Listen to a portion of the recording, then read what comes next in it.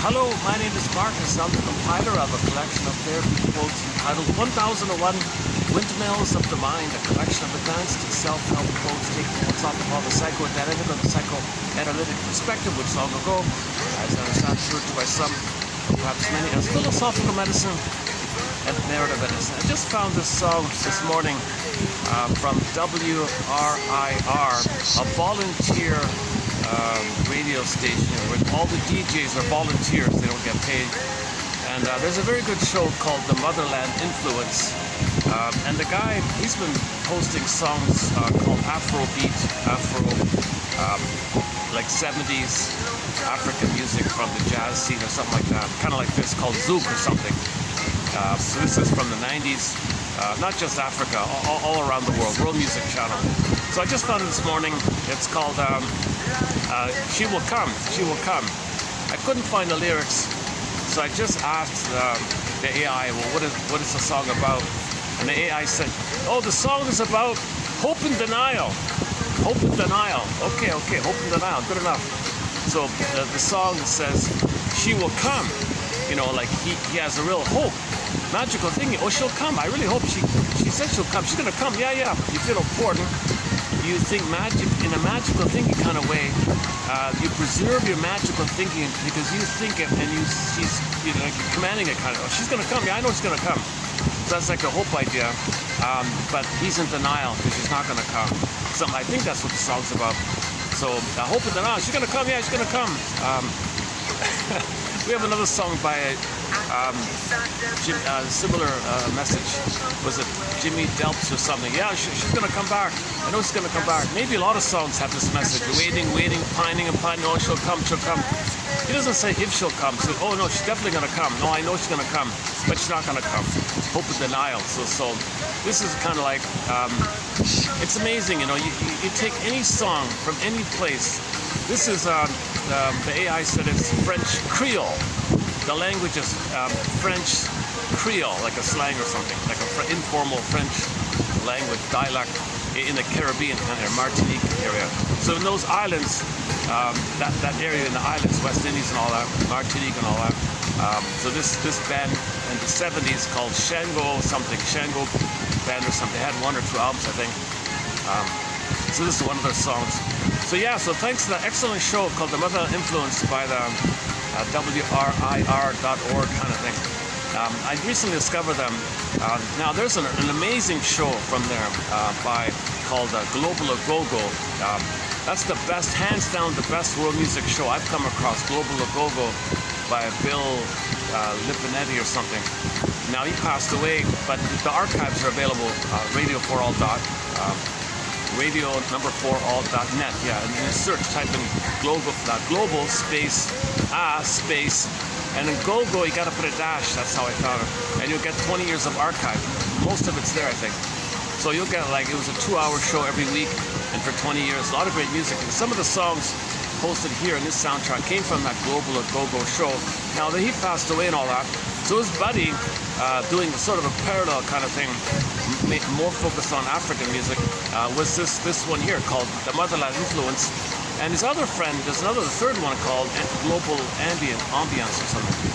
Anyway, just from the show, I just discovered it, called The Motherland Influence. So it's pretty good. The song he played is called Brooklyn or something. This morning I tried to play, this shows it's copyright, but the song after it is this one here, She Will Come, and it gets through the copyright thing. So I think I can play it here. I'm not really sure why that is. Anyways, so yeah. Okay, so it's amazing. What I'm getting at is 90+% of our songs all around the world, anytime, any place, any dialect, Creole or official language, it's amazing. The singers, it's all about this attachment issue.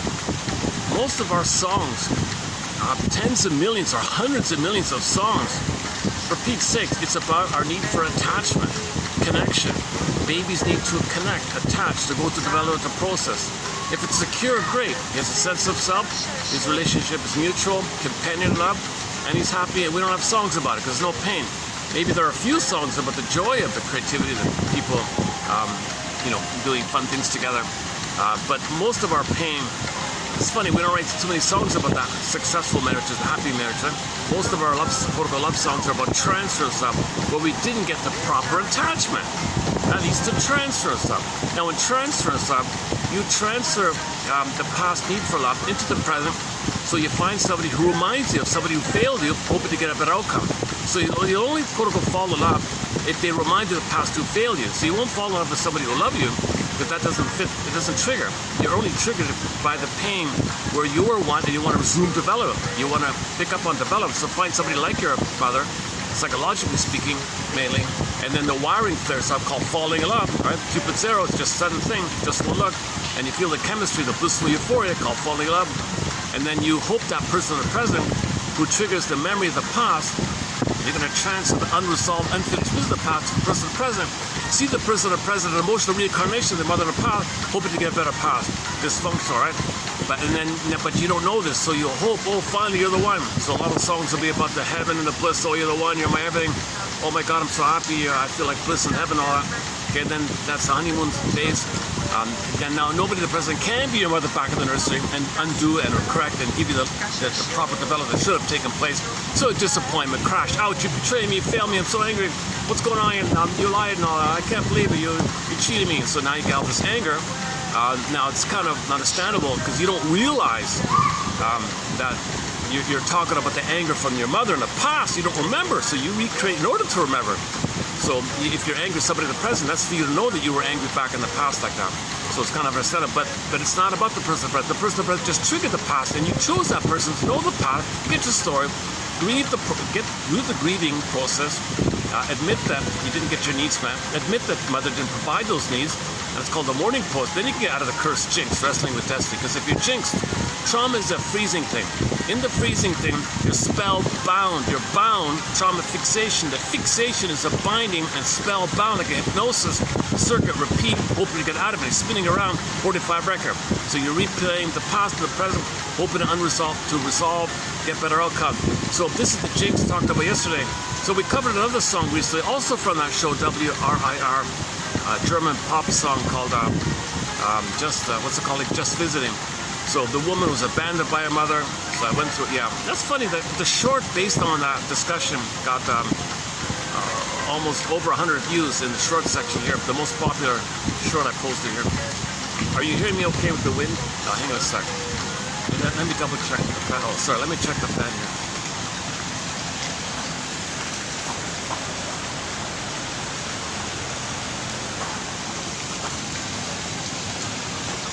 I can't get a breeze on them. It gets too muffled if the fan breeze. Luckily they give me the fan. That's great.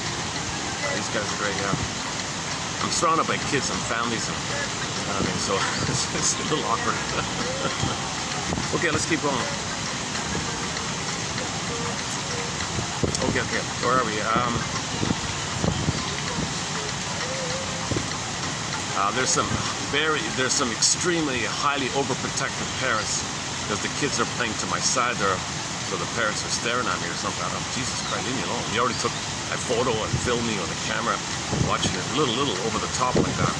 I've been a regular here for years and all that. The problem is, he's always filming me again. My goodness. Oh my God, this is one of the most overprotective father I think I've ever seen, because the kids are sort of to my left and the father's sitting on my other side. I'm stood in the middle like this, and he's staring at me, filming me the whole time, thinking, what's he thinking, right? When I got up to check the fan, he got all excited. My goodness. So that's okay. You want to keep your kids safe like that. Maybe I should move, eh? Jesus Christ. He's making me uncomfortable. Like his paranoia, his fear. He sees it that way, and he's like behaving in a way to communicate his fear, and then that triggers me a little bit. And I get a little anxious. I feel kind of anxious by his paranoia. Now I understand him and all that, but just all of a sudden.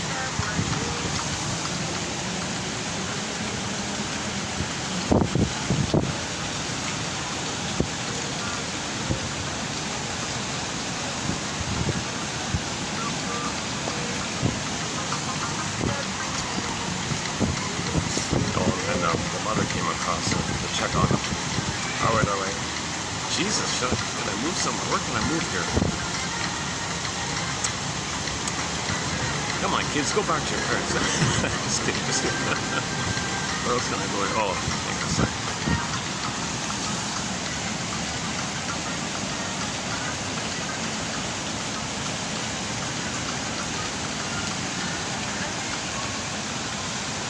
Are you hearing the music? Je me ouais,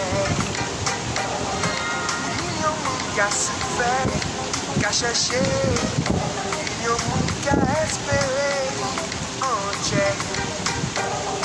C'est où qui fait, c'est toujours, que quoi, en nous chantant.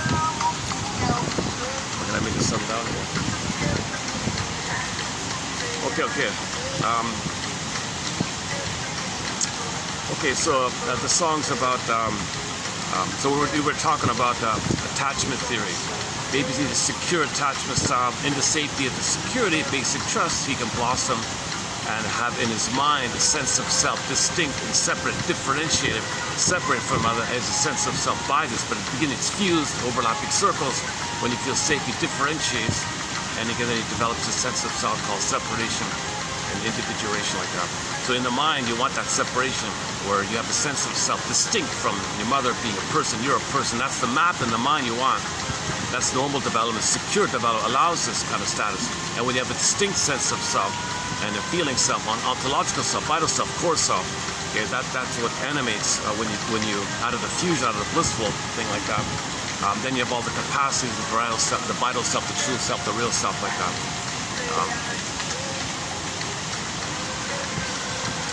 Where are we?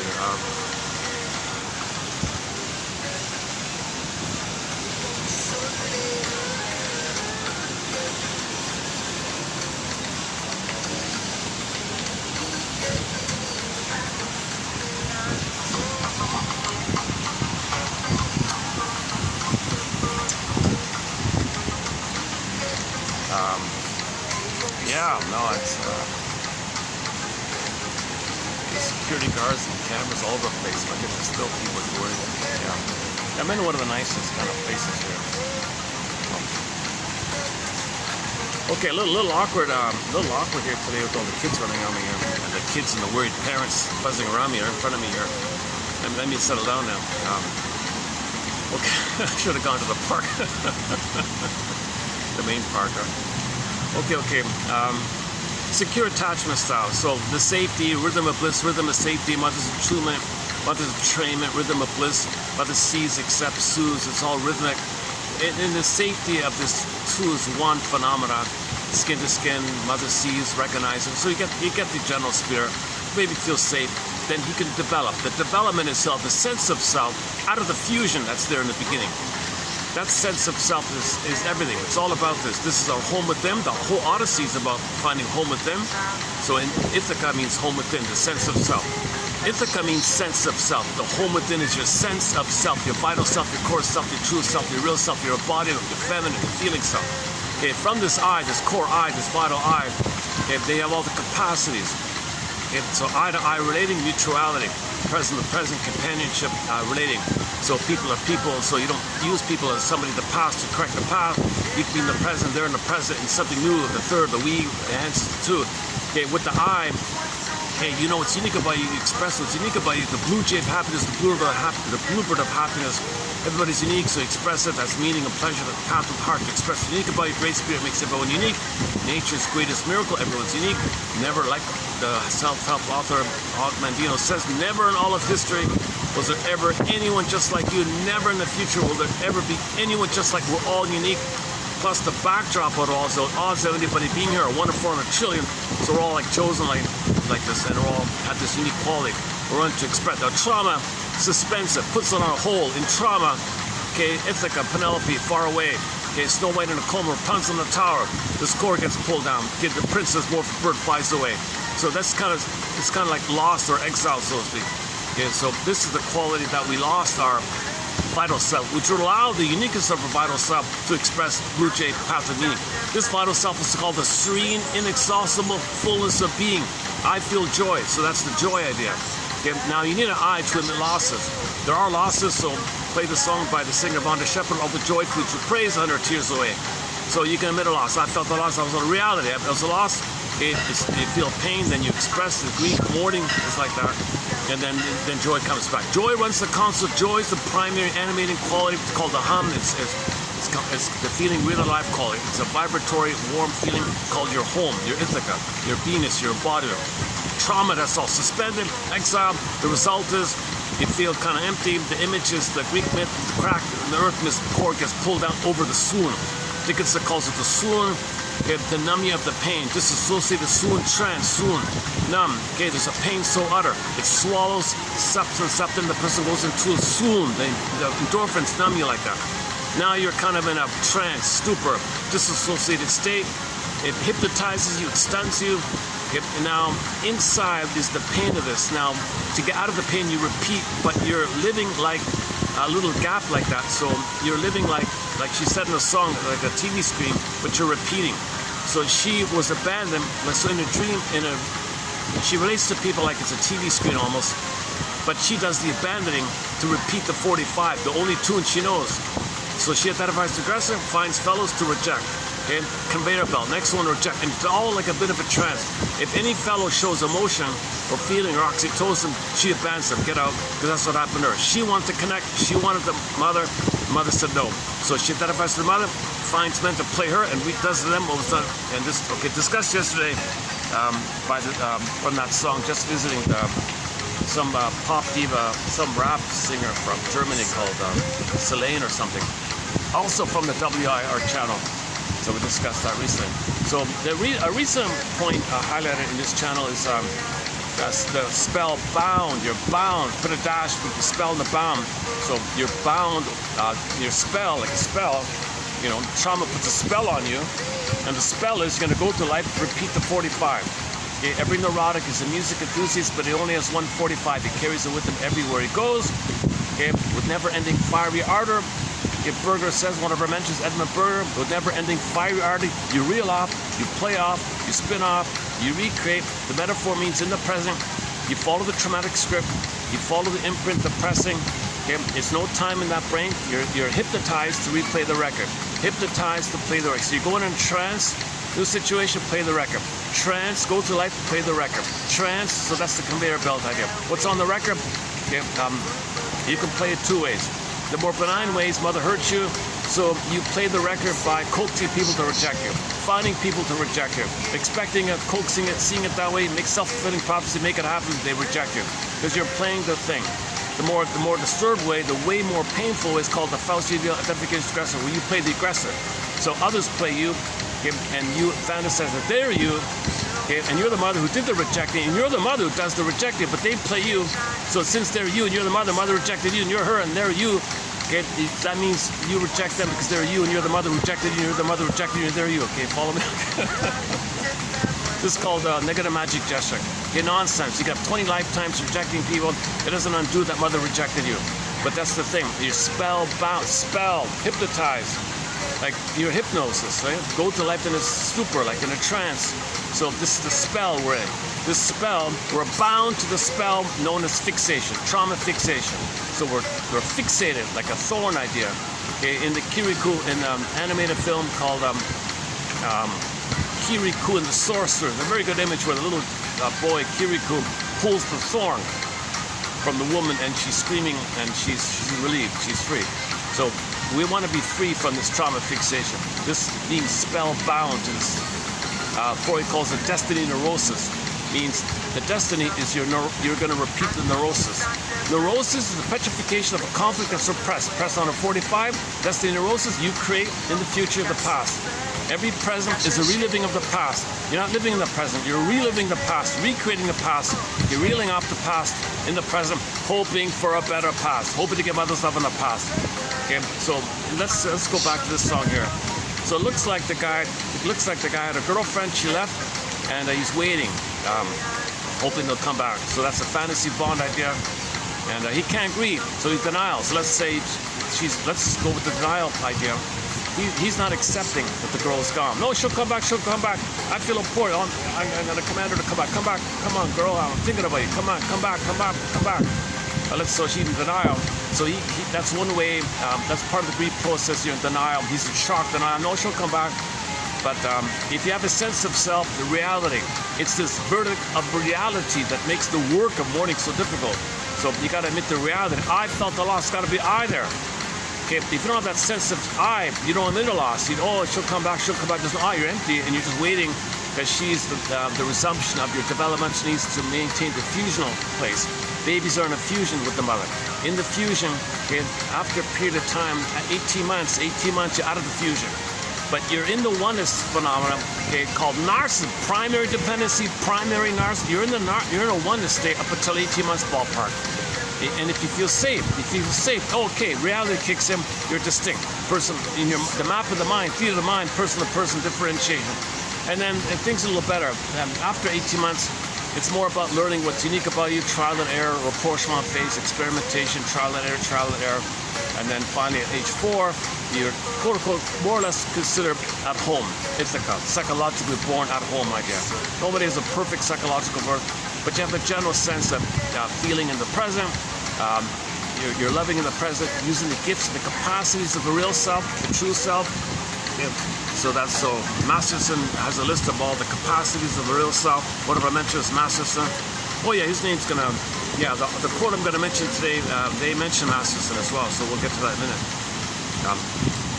So you know you have a wide range of the golden balls there, vibrancy of your feelings, wide range of feelings, unit feelings, appropriate feelings. So you have the range of feelings. See, neurotics only feel one thing: the pain of wanting love, the hope and coping with the pain of not getting your needs met. Defense mechanism. So you reach for love, is rejected. So neurotics have an original template of the relationship. Okay, they want love, it's rejected, they cope in a certain way. Then if aggressive, either or thinking, and it's very hostile like that. You deny and reject, coax, recreate, oral fixation, symbolic mother, hoping to get a better past, anesthetize the pain. So there's various things that people can do to deal with the pain of trauma. It's still there? Oh, it's still there.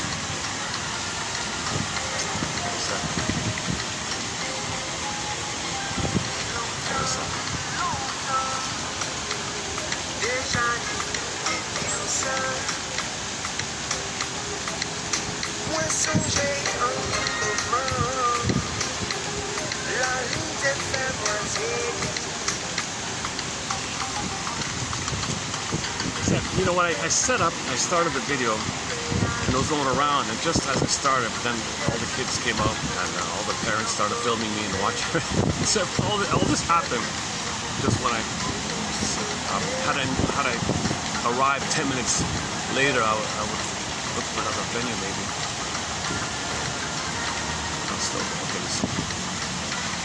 And I'm on the verge of just going to another nearby venue. Let me think here.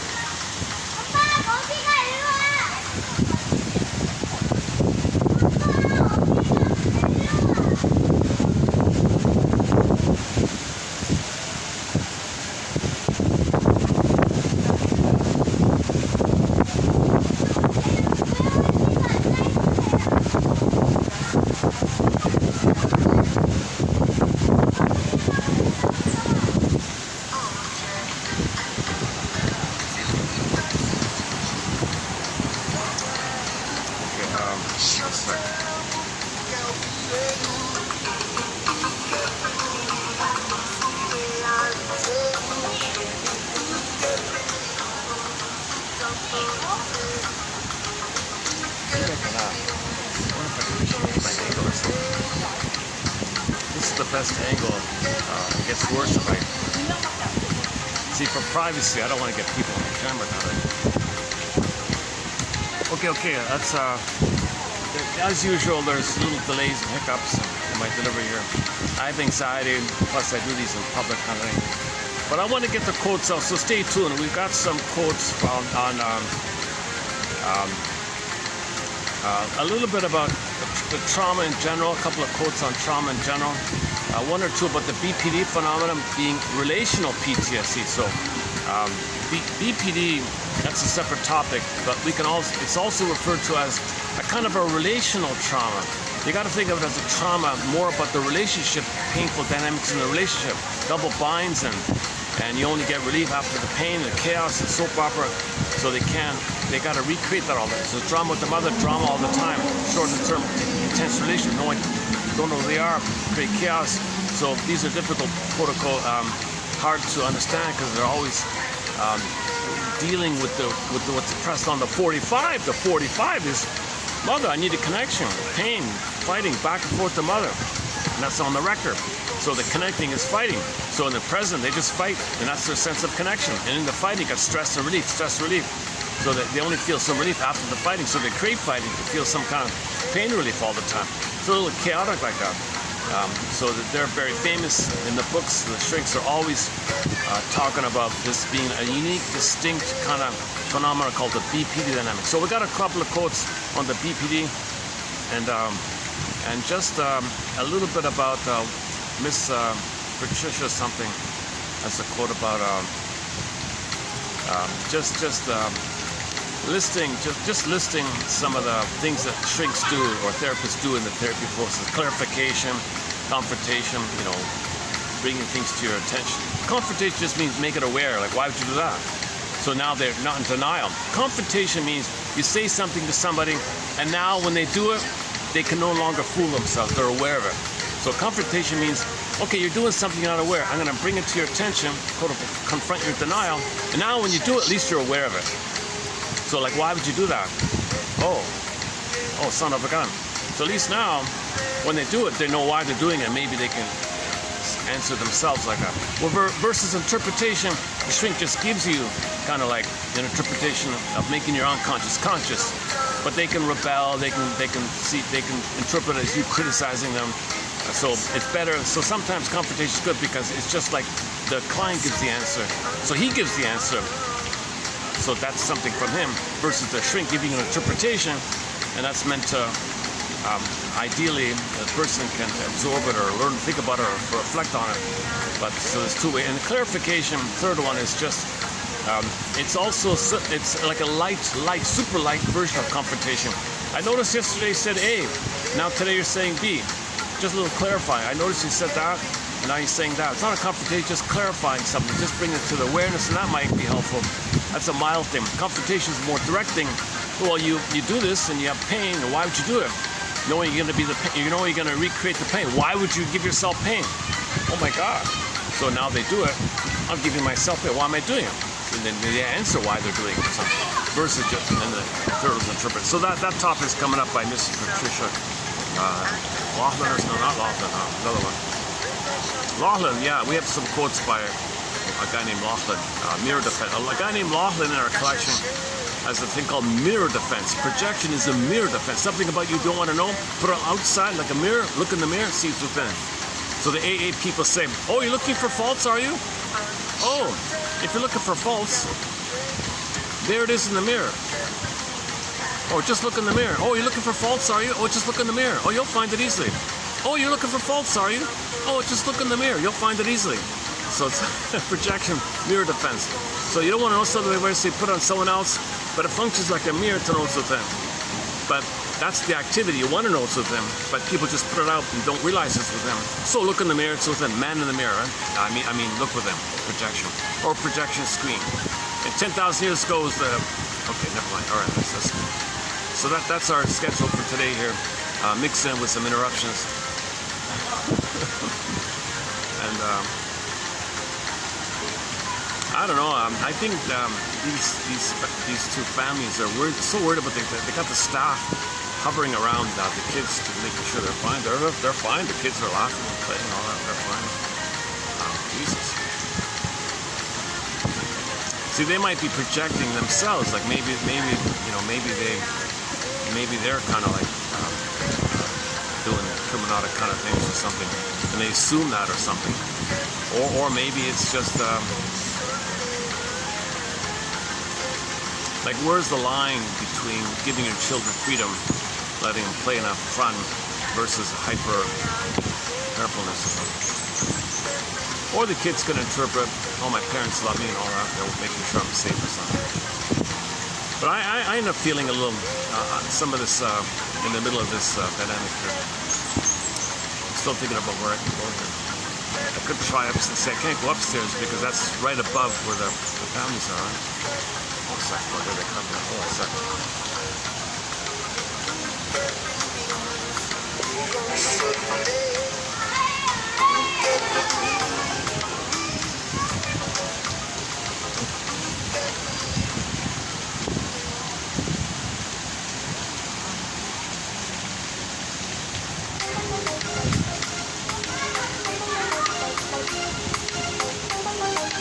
If you don't understand the language, it's French Creole.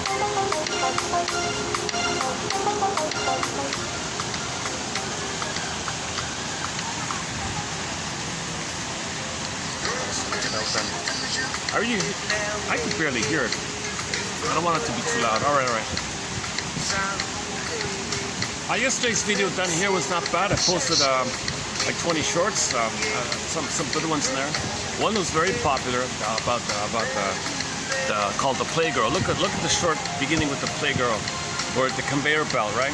She was rejected, so she wants to play the 45. She does the rejecting. She wants to reject, to replay that she was rejected. She's spellbound, fixated. She's fixated with the thing about rejection. But she's going to be the rejecter, find others to reject. So she's got to find people to reject because she's playing the 45.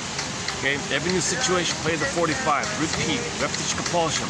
So when you don't remember your trauma, you repeat in an attempt to remember. So ideally, the woman's meant to know, what am I doing this? Am I rejecting all these guys? Because for me to know I was rejected, if you don't know, you just keep repeating until you do know.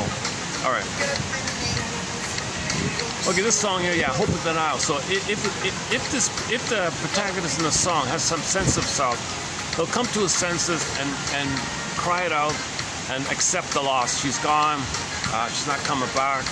Sometimes ambiguous loss. Sometimes it's harder. Like, you know, is she really gone? Not gone? So he might be doing ambiguous loss.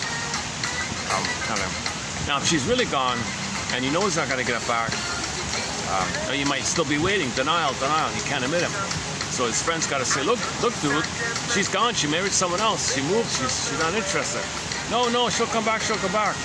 No, dude, I'm telling you got to accept the loss. She married someone else. She's with someone else. Accept it.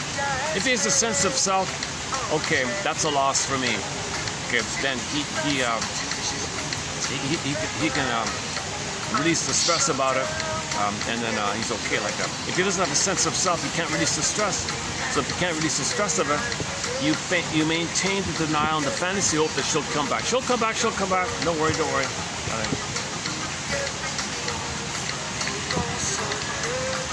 Where was I before? 45 record. That's the problem when I get interrupted. I start in on something, and then things interrupt me, and I forgot.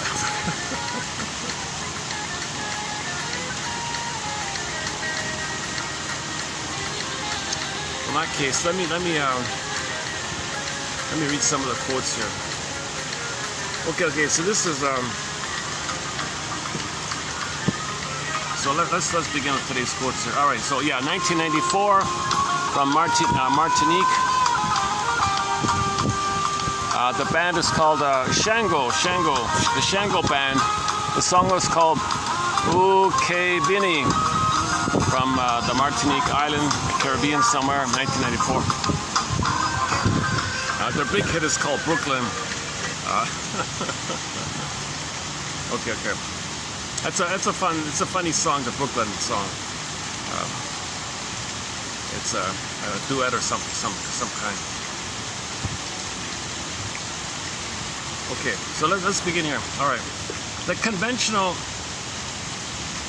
Okay, so we all know there's two kinds of trauma: the situational shock one that we're familiar with, leading to direct PTSD. But relational trauma, there's a delayed onset. You don't really notice it's a trauma until midlife. Then you get the symptoms of PTSD. It's called delayed onset of the trauma, when the trauma is kind of relational trauma. It's like a constant micro traumas, like strain trauma, ambient, the environmental trauma, relational trauma, interpersonal, developmental. You couldn't develop. It's a trauma not to develop Betrayal trauma. Mother betrayed you by not being there for it. She's absent. Betrayal. These little things she's doing. It's not like a blunt thing, like with direct situation. They call situational trauma. There's two kinds of trauma. The situational one that leads directly on the spot PTSD versus the trauma that's in your system, but it's buried over by your personality. Now your personality can buffer or sponge it for the first half of life. Then usually in midlife it comes up to you. It comes to your attention. The sponge dries out. It comes to you in a hunch, pain, nervous breakdown, symptoms. All these things happen in midlife. Now you realize there's a trauma, but wait a minute. So people in midlife have it, they look at the checklist, PTSD, check, check, check. What the hell, where'd this come from? I don't recall any situation like that. Well, the trauma took place before your memory, okay? And it's stored in your body, and your personality buffered it, but the sponge dried out and then it leaked out. So it can leak out in Freudian slips, it can leak out negative things to suddenly say, where'd that come from? Your anger, you make an angry comment, why did I say that? Or suddenly you're a little rude to people, or something's going on, right? Or you get a symptom in your body, your personality, you're getting more bitter, you're becoming a little more snippy or something. And what's happening here? Well, this is the anger that's been buried, it's coming up in your PTSD. Okay, so that's called delayed onset of PTSD. So the delayed onset of PTSD, okay, the trauma is a developmental, relational, interpersonal, ambient, this kind of relational thing, more developmental, relational, interpersonal, mother-baby. So it's kind of invisible like that. It's still a trauma, but it's just like, once again, it's the personality's defensive structure, defensive self, false self, social mask manages to hide it kind of, and the hiding of it goes away. But in situational trauma, we know directly all the symptoms will be there. Or situational. So the first quote makes this point here. Okay, the conventional definition of trauma.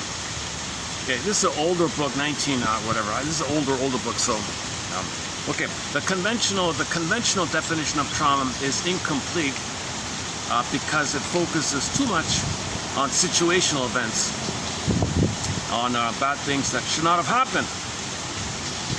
Okay, so but sometimes called complex.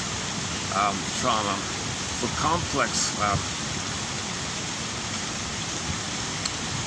okay, if it's like a complicated trauma or something, the bad things that happen in childhood, it's not really more about that, it's more about what didn't happen, what mother failed to provide, her maternal life force unavailability, her absence, her emotional absence, her attitude, something that's not there. That's a kind of a complex trauma. Mother didn't do anything, it's what she didn't do. She didn't provide the love. Absence of love. Absence of love is the trauma of the child. It is the error, it is the errors of omission by the parents. More about that versus the errors of commission, right? Which are the fundamental problem here in this developmental trauma. The deeper trauma is, okay, in this area of this relational trauma, it's a deeper trauma because it's about lack of normal love, lack of affection, lack of tenderness, lack of sweetness, lack of soothing, lack of attention, lack of care, lack of protection.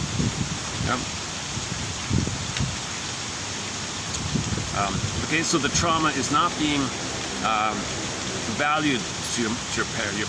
Okay, so Oedipus, right? Laius didn't want the kid. Go away, that kind of thing. But Odysseus, he welcomes the kid. He accepts the kid. Right? So some parents are happy to have their kids. Some kids, some parents are resentful. They can interrupt themselves, so they don't want the kid. So if the parents don't want the kid, that leads to the Oedipus dynamics. If the parents welcome the kid, they're more Odyssean. They're more conscious, and they can go on the hero's journey. And they develop and grow, and find themselves. If it's more Oedipal, then you want to transition from Oedipal to Odyssean. Yeah, yesterday's topic. Yeah, so the trauma is not being special to mom and dad, right? But this deeper trauma is not really classified as a typical PTSD, right? Okay, from the perspective of trauma therapy, so from the perspective of trauma therapy, it is trauma to the person's attachment systems.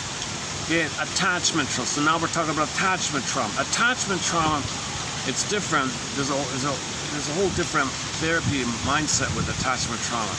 It's a relational trauma, interpersonal trauma. Okay, that we're dealing with here. A betrayal of trust is often more hurtful than maybe some kind of event that took place later on.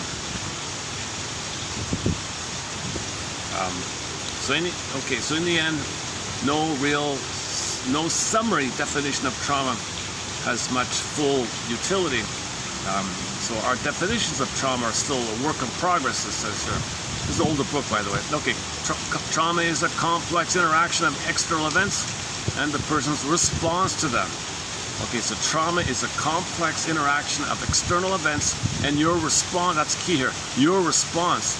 So that's the secret here. How did you respond to the trauma? So thank yourself for responding to the trauma. Give yourself gratitude that you did respond to the trauma. That's huge, right? So in the theater of the mind exercise, you come on stage, you see yourself on stage as a child, you thank yourself for coping with trauma. Okay? So you got to give yourself gratitude for coping with the trauma. You responded, but your unconscious thinks you got to keep on doing it. Your conscious, no, you got to do it anymore. But your unconscious says, no, something worse would happen if we didn't do this thing. So your unconscious wants the defensive mechanisms, narcissism, BPD, whatever, because it thinks something worse would happen if it did do that. But the conscious says, all right, the time is over. Childhood, we survived. We can let it go now. No, I can't let it go. Yes, you can. No, I can't. I got the conflict. Your conscious doesn't want the ongoing symptom because it hurts you. And the unconscious stubbornly says, well, there's no time here, and the danger's always there, frozen fear in the mind, and you're spellbound, you're cursed, you're jinxed. So your unconscious is jinxed, but your conscious is reasonable. Then you got the two systems called, you got the two sides. Like your conscious doesn't want the symptom, your unconscious does want the symptom. Okay, from on this point, the Bruce Ecker idea called memory reconsolidation. You want to update and enhance and add meaning and understanding to your past. So memory reconsolidate, you want to reconsolidate, resynthesize, update kind of thing. So because there is a drive for healing, so you got to update. You don't change the past, but you can add some understanding to the past and things to loosen up and move on. Okay, so that's witnessing the past, witnessing yourself, admit the trauma took place, admit that you're frozen, hoping for a better past, admit that you're symbolically recreating the past, hoping for a better past, admit that this is due to mother's failure, relational trauma. You got to admit these kind of things, then things can have a chance to get out of the curse, out of the jinx, stop repeating. Okay, oh, it's still there. Oh, jeez. Okay, there. Everything's settled down here. All right, so there. Kids are okay here. All right. Parents are okay. Okay.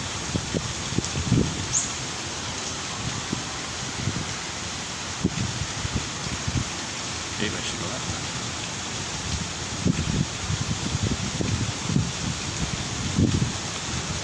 I didn't do anything. I was here first, starting my video, and then they all appeared around me. Like,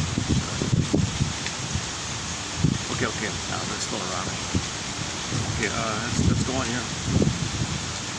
Sometimes in the park, the kid runs right into me. They have all these little dramas with the kids sometimes. They do funny things. A couple of times, some teenager guy was chasing a girl. She kind of like sat near me as like a little protection or something. And waited for the guy to go away. I didn't do anything. Accidental protection. Okay, the deeper, where are we?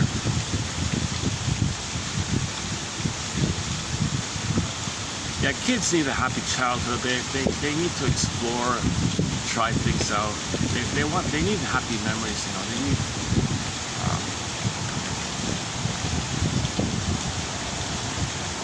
Because later in life you want to refer to your happy memories, number one. But during your happy memories, you're learning about things. Like, what do you like? You know, what do you like, right?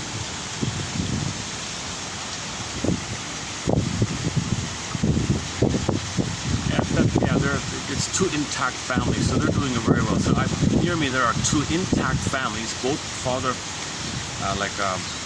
husband and wife pair with their kids, and another husband and wife pair with their kids. So the two intact families. Maybe they travel together or something. So it's like two families traveling together. So that's a pretty healthy family, I think, at least on the surface. I don't know.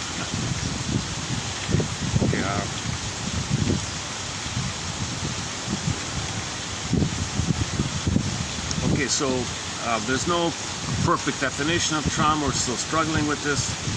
Trauma is a complex interaction of external events and a person's response to them. Everybody's going to respond in different ways. Okay, some people, the affect, the emotions about the trauma might kind of pop up, leading to hysteric, impulsive acting out kind of personality styles, according to Joseph Barnett, or the affect, which signals that your need for safety wasn't met, need for connection wasn't, can pop in, leading to obsessive, paranoid, depressive. So the affect is a signal, the feeling is a signal about your need not being. If your needs are met, your affects are pleasant. Okay, so you feel it, pops, you feel it, and then it makes up. That's okay, right? Now, if the needs are not met, there's painful affect, stress, fear, shame. Okay, so it can go up to you or go down to you. If parents are too hypocritical, too double-binding, too BP-ish, too bullying, whatever, okay, then the child's affect will pop in. If the affect pops in, called quote-unquote implosion of affect, okay, that means it's going to be obsessive OCD, because you take refuge in the minutia of grandiosity, where if you're a specialist in some minutia, you feel important in the minutia, and then if you're a good boy in the minutia, then that's your narcissism covertly. If somebody says you're a good boy, other people say you're a good boy, that's the hope for the connection. So you always want to be perfect in the minutia to get the connection. Does it work? Be perfect again, get the connection. Does it work? Then you're playing the 45. So everybody needs primary dependency needs for their identity development. Okay, so two basic things, the connection and identity. You got the connection, the secure connect, that leads to your identity development. Identity development, Barnett says, okay, focus on those 2 points. You got the primary connection needs. Okay, with the primary dependency needs, your identity blossoms into that. So if that's crashed, okay, then both are missing. Your connection's missing and your identity's missing, right? Now, the feeling about this is going to pop up or pop down. So if it pops up, okay, again, hysteric, personality-based, histrionic, okay, impulsive, acting out, like just jumping into chopping a holic, or acting out, it's more maybe bullying one. Acting out, doing things behaviorally that's maybe harmful, impulsive, maybe not harm to others, but just impulsive. And then the hysterical is just drama, emotionality. You don't know what it means. You're saying wild things, hysterical. Okay, if the affect pops in, oh, by the way, when the affect's popping up, okay, or the affect's popping in, they're both related to the same issue. Okay, that your need for the connection, for your identity to develop wasn't met. So the affect pops up or pops in. So if it pops in, let's say, you got the obsessive, depressive, and paranoid. Now, in the case of the affect popping in, okay, there's a kind of, focus more on the obsessive. If you take the obsessive one for a minute, then you take refuge in your grandiosity of your unmet narcissism, and you take refuge in your old narcissistic place, and you want other people to say, good boy, that's the connection to resume development. If it doesn't work, nobody's saying you're a good boy, it means you're going to develop. It's not a time machine to go back in the past, finish develop. Okay, so the narcissism is kind of covert, and people saying you're a good boy is the hope for the connection. If the affect pops up, so it's the hysteric version, then you just openly show your narcissism and want attention, and you think people giving you attention is the connection to resume development. They both are dealing with the same thing. One's quote-unquote extrovert or one's introvert, let's say. I'm not sure those are the right words for it, but okay. And then you got obsessive primary, you've got hysteric and obsessive.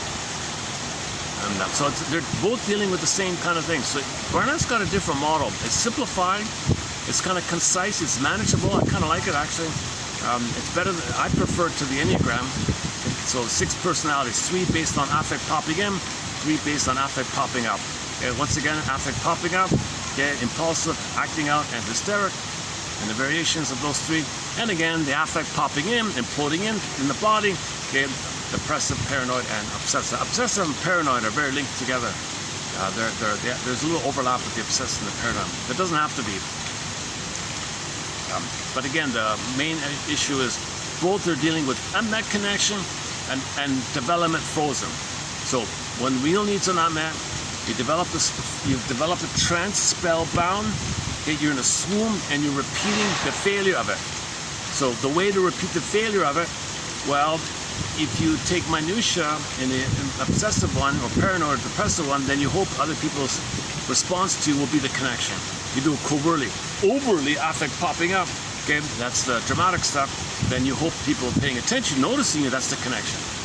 So you can openly look for connection, or covertly look for, quietly or openly look for. It's still the same unmet needs.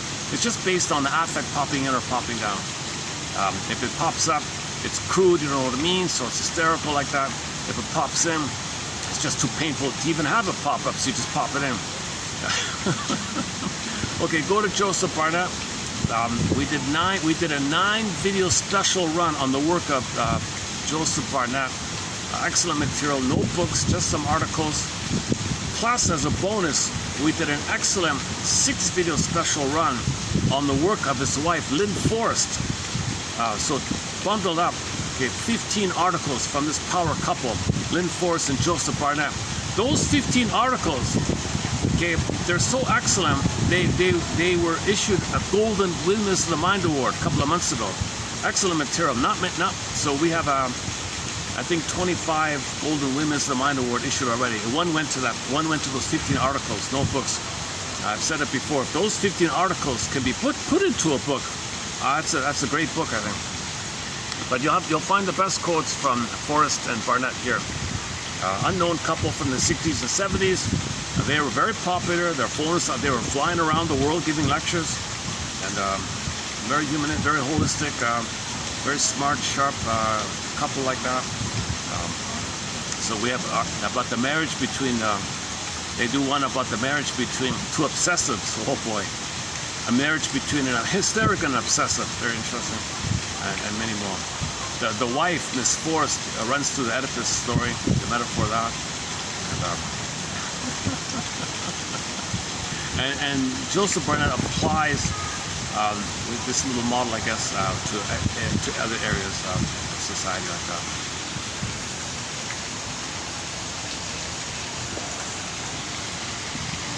How are we doing with the wind? Is the wind okay with the? You're not hearing the muffling sound, right? All right. Okay. There are numerous causal arrows and feedback loops going on in a variety of directions.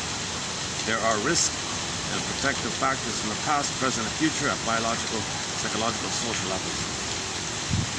Okay, so trauma is a complex thing. Your response to the event, the looping going on, how you deal with it throughout life, to what degree does your temperament or biological factors influence, what set points take place in the brain or the chemistry, how much resilience to have, other support. Okay.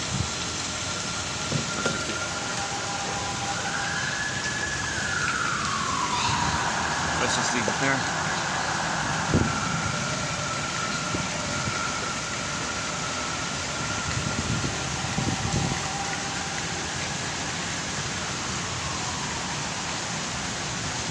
Still there? All right, still there.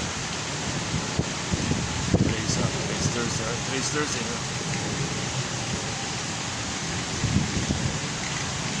Okay. Self-destructive. Okay, BPD. Yeah. Okay, BPD. So one variation of the trauma that manifests is the BPD. Now that's the BPD is a complex one. So a lot of people talk about the lower functioning BPD, and they got the higher functioning BPD. The higher functioning BPD, okay, Masterson says they have some differentiation, they have some sense of self in the higher functioning, but they don't know. They differentiate from the mother, but they don't know who they are, so they're chaotic like that. The lower functioning, okay, they got a more troubled case in lower functioning, because in the narcissistic fusion, they don't have the sense of self one with the mother. It's fragmented there, and they're flipping back and forth looking for the oneness. So you got fused, self and other split fused in one side, okay, self and other split fused on the other side. Like good bad like that. So the BPD and lower, they're very chaotic. Identity that fusion, things are extremely idealizing, devaluation. Higher functioning, it's not so bad like that. They're just confused about what they like, but they have a sense of self. So the higher functioning BPD, that's more like Masterson's area. The lower functioning BPD, that's more like most other authors focus on the lower functioning BPD. Self-destructive, addictive, inconsistent, and self-defeating behaviors are the hallmark of BPD. BPD is a relational trauma, a relational PTSD, or some kind of trauma disorder. He calls that a reactive attachment disorder.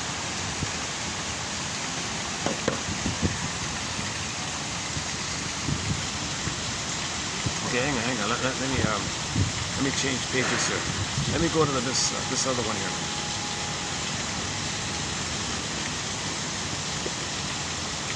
Okay, so here's a little debate about this diffusion between narcissism and BPD. So in the narcissism, you got the self-representation and the mother representation fused, right? In regular development, they differentiate and self-to-self. Now, in the fused place, okay, if it's still there, like in the fused place, there's your cookie-cutter narcissism. So you're still one with the mother, but you're sort of intact, and you're grandiose intact. That's a pseudo-autonomy, pseudo-independence, narcissism. Now, in the very same thing, if it's fragmented like that, there's your chaos of the BPD, because you didn't even get the consistency of the oneness of the mother. So it's way more erratic and dramatic. That's lower functioning BPD. So they're soap opera and drama and all that stuff. Yeah. It's related to this image. So that's the lower functioning BPD. So the difference between the lower functioning BPD and the narcissism is that the narcissism still has the intactness of the fusion with the mother. So they're still one with the mother, still a mama's boy, but they're consistently stable in that sense. So they're consistent, you know what, jerks, whatever. They're consistent, self-centered, egocentric maniacs. But they're consistent because it's intact. So it's a pseudo fake self. It's a it's a intense, grandiose, intact, grandiose. So they're really like a god all the time. So that's the consistency of the narcissism. Now, if this very consistency is split into either or, now you got the chaos of the lower functioning BPD, and it's narcissism based. So the lower functioning BPD just has the flipped narcissism. So they flip back and forth, idealizing, devaluation, in a more flippy, crossing over, flipping kind of thing. So they don't have any identity really. They don't even have a stable narcissistic identity. Their narcissistic identity is scrambling around trying to establish the oneness. That's the chaos of that. So when you think in those terms, then Rinsley's thing makes sense. Then what other people say, like Mr. Kernberg and all, they say that narcissism is better off than the lower functioning BPD because at least they have some intact kind of pseudo grandiosity. That's the lower functioning one. Masterson says you don't really. That's ambulatory, like that's schizophrenic. Like you don't really. He says no. Most BPDs are kind of higher. That's because they'll go to therapy. They want to work. They're more advanced. They have a sense of stuff. They differentiate, but they're just confused about what they like and development. So Masterson says most of these chaotic things, they're actually a little further along. They have a sense of stuff. They can love and have some identity. They're just confused about having confidence about what they like in life. So they're fixated at the rapprochement development phase. Okay, between 18 months and 3 years, they're frozen there. And that's the rapprochement of trial and error, what do you like, what they're frozen there. Because maybe the mother wanted to use the kid to mother her. So that's the confusion of that place. But they still have some love and compassion, empathy, but they don't know what they like. They're self-sabotaging, and they hurt themselves, and self-defeating, self-fear of success, because they're still tied in that mess like that. But they don't hurt others. They're not too hurtful like that, neither way. They're self-defeating at the point post-18 months. Lower functioning BPD, yes, it's way worse than the cookie-cutter narcissist because there's two narcissists going on. Like there's two flipping back and forth. Oh, they're leaving finally.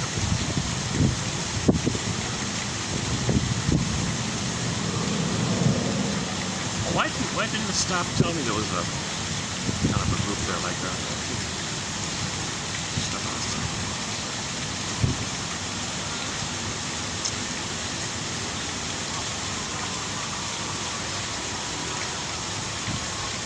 Oh, this might have been some kind of a.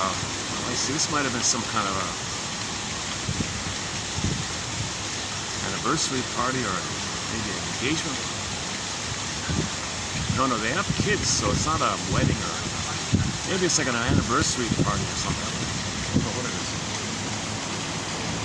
Birthday ball, maybe it's a birthday ball. It's probably a birthday party. That's what it is. Oh, I finally get it now. It's some kid's birthday. Yeah.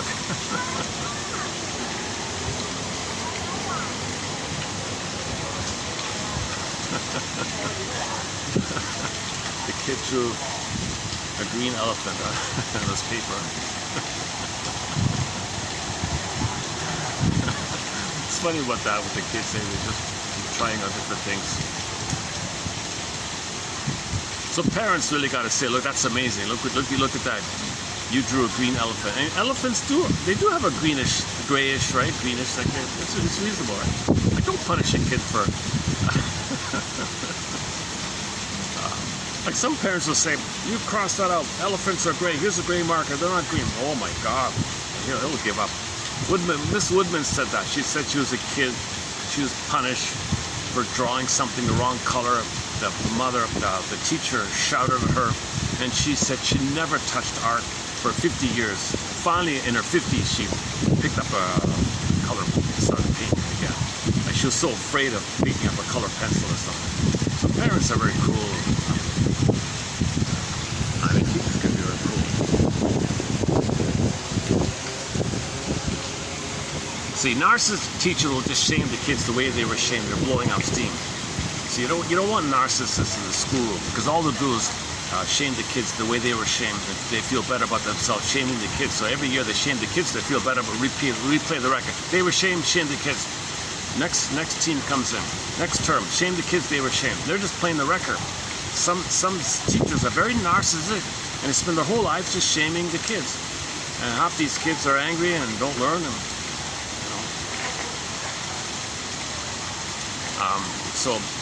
But unfortunately, narcissistic teachers are hired. It's kind of sad like that, right?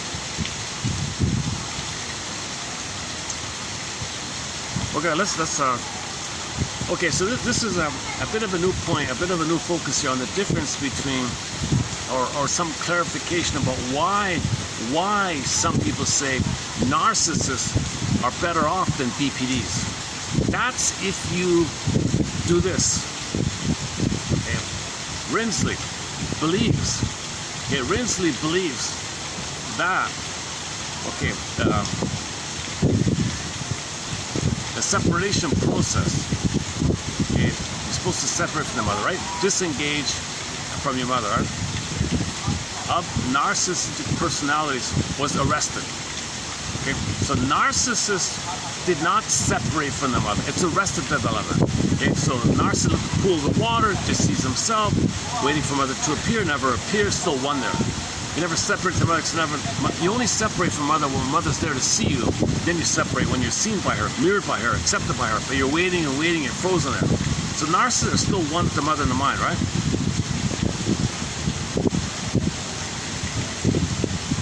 Now, if that's the limit of the trauma, and there isn't any kind of further trauma,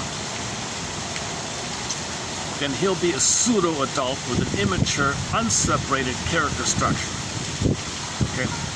So this is some kind of some kind of fake appearance of autonomy, but he's one with the mother. He's not autonomous, but because there's no further trauma, by comparison to the lower functioning BPD. In contrast with the BPDers, okay, so it's different. There's a splitting even in that time. So that's why no one knew what to call this. Someone even called it schizophrenic, or psychotic stuff. They function in a way, but only on the flipping the back and forth. So a lot of lower functioning BPDs, they don't have even a narcissistic identity. So they'll take the identity as if that they are with whoever is in front of them. They fuse with everybody.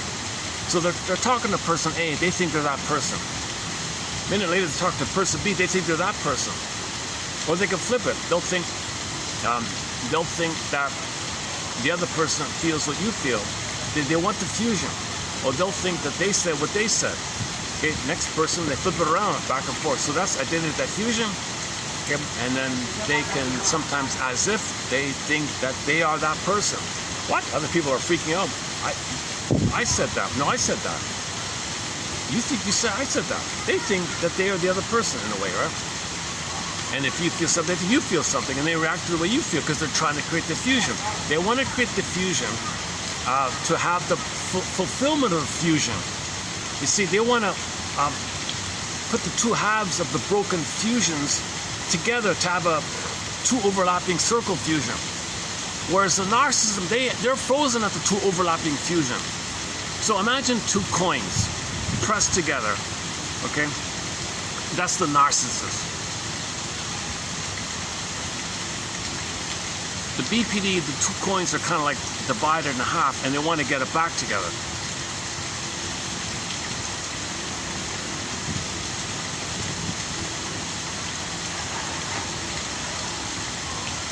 Hang on a second. Okay, let's go to the narcissist for a second. In the narcissist, there's also a splitting, because although it's fused, okay, there's, oh boy. See, that's why the BPD is so chaotic. Let's start off with the, here, let me do the coin thing again. Hold on. Yeah, okay. Okay, so it starts off, so the lower coin, let's say the baby and the mother, okay, in the child's mind, in the baby's mind, he's got a sense of self, some impression of himself that's whole, and some representation or some understanding or some feeling or vibes of the mother, and they're one. Sense, self-representation, mother or other representation. It's kind of fused, so it starts off like that. Okay. Now let's say mother doesn't see him, and he can't get it to. Okay, and it's just arrested development. The development didn't develop. The development didn't develop to the two coins, right? It's still like that. So that's narcissism. Looks in a pool of water, sees himself. Same thing, right? He's waiting when he can't get out. So the child is in a self grandiose, and the mother's omnipotent. He could be omnipotent. He's special. He's special. Mother's amazing. He's amazing. He's special. Special, amazing. He's kind of fused up like that. He thinks his mother. Babies think they're kings and gods. Mother's omnipotent, grand, even bigger, and he's special and chosen. And the mother's all God, and he's a special king, and the mother's a grand, powerful. He's got this really lofty. It's called infantile megalomania. Okay? He thinks he makes everything happen. He's a king of the gods. He's omnipotent unto himself. He wants something magical thing. Everything's so he's a solipsistic, omnipotent kind of thing. Okay? So this is narcissism, right? They don't love or feel because you need a sense of self. They don't have a sense of this, no sense of self here yet, right? And this is up until 18 months. Okay, now the reality check here. It's hard to visualize this, but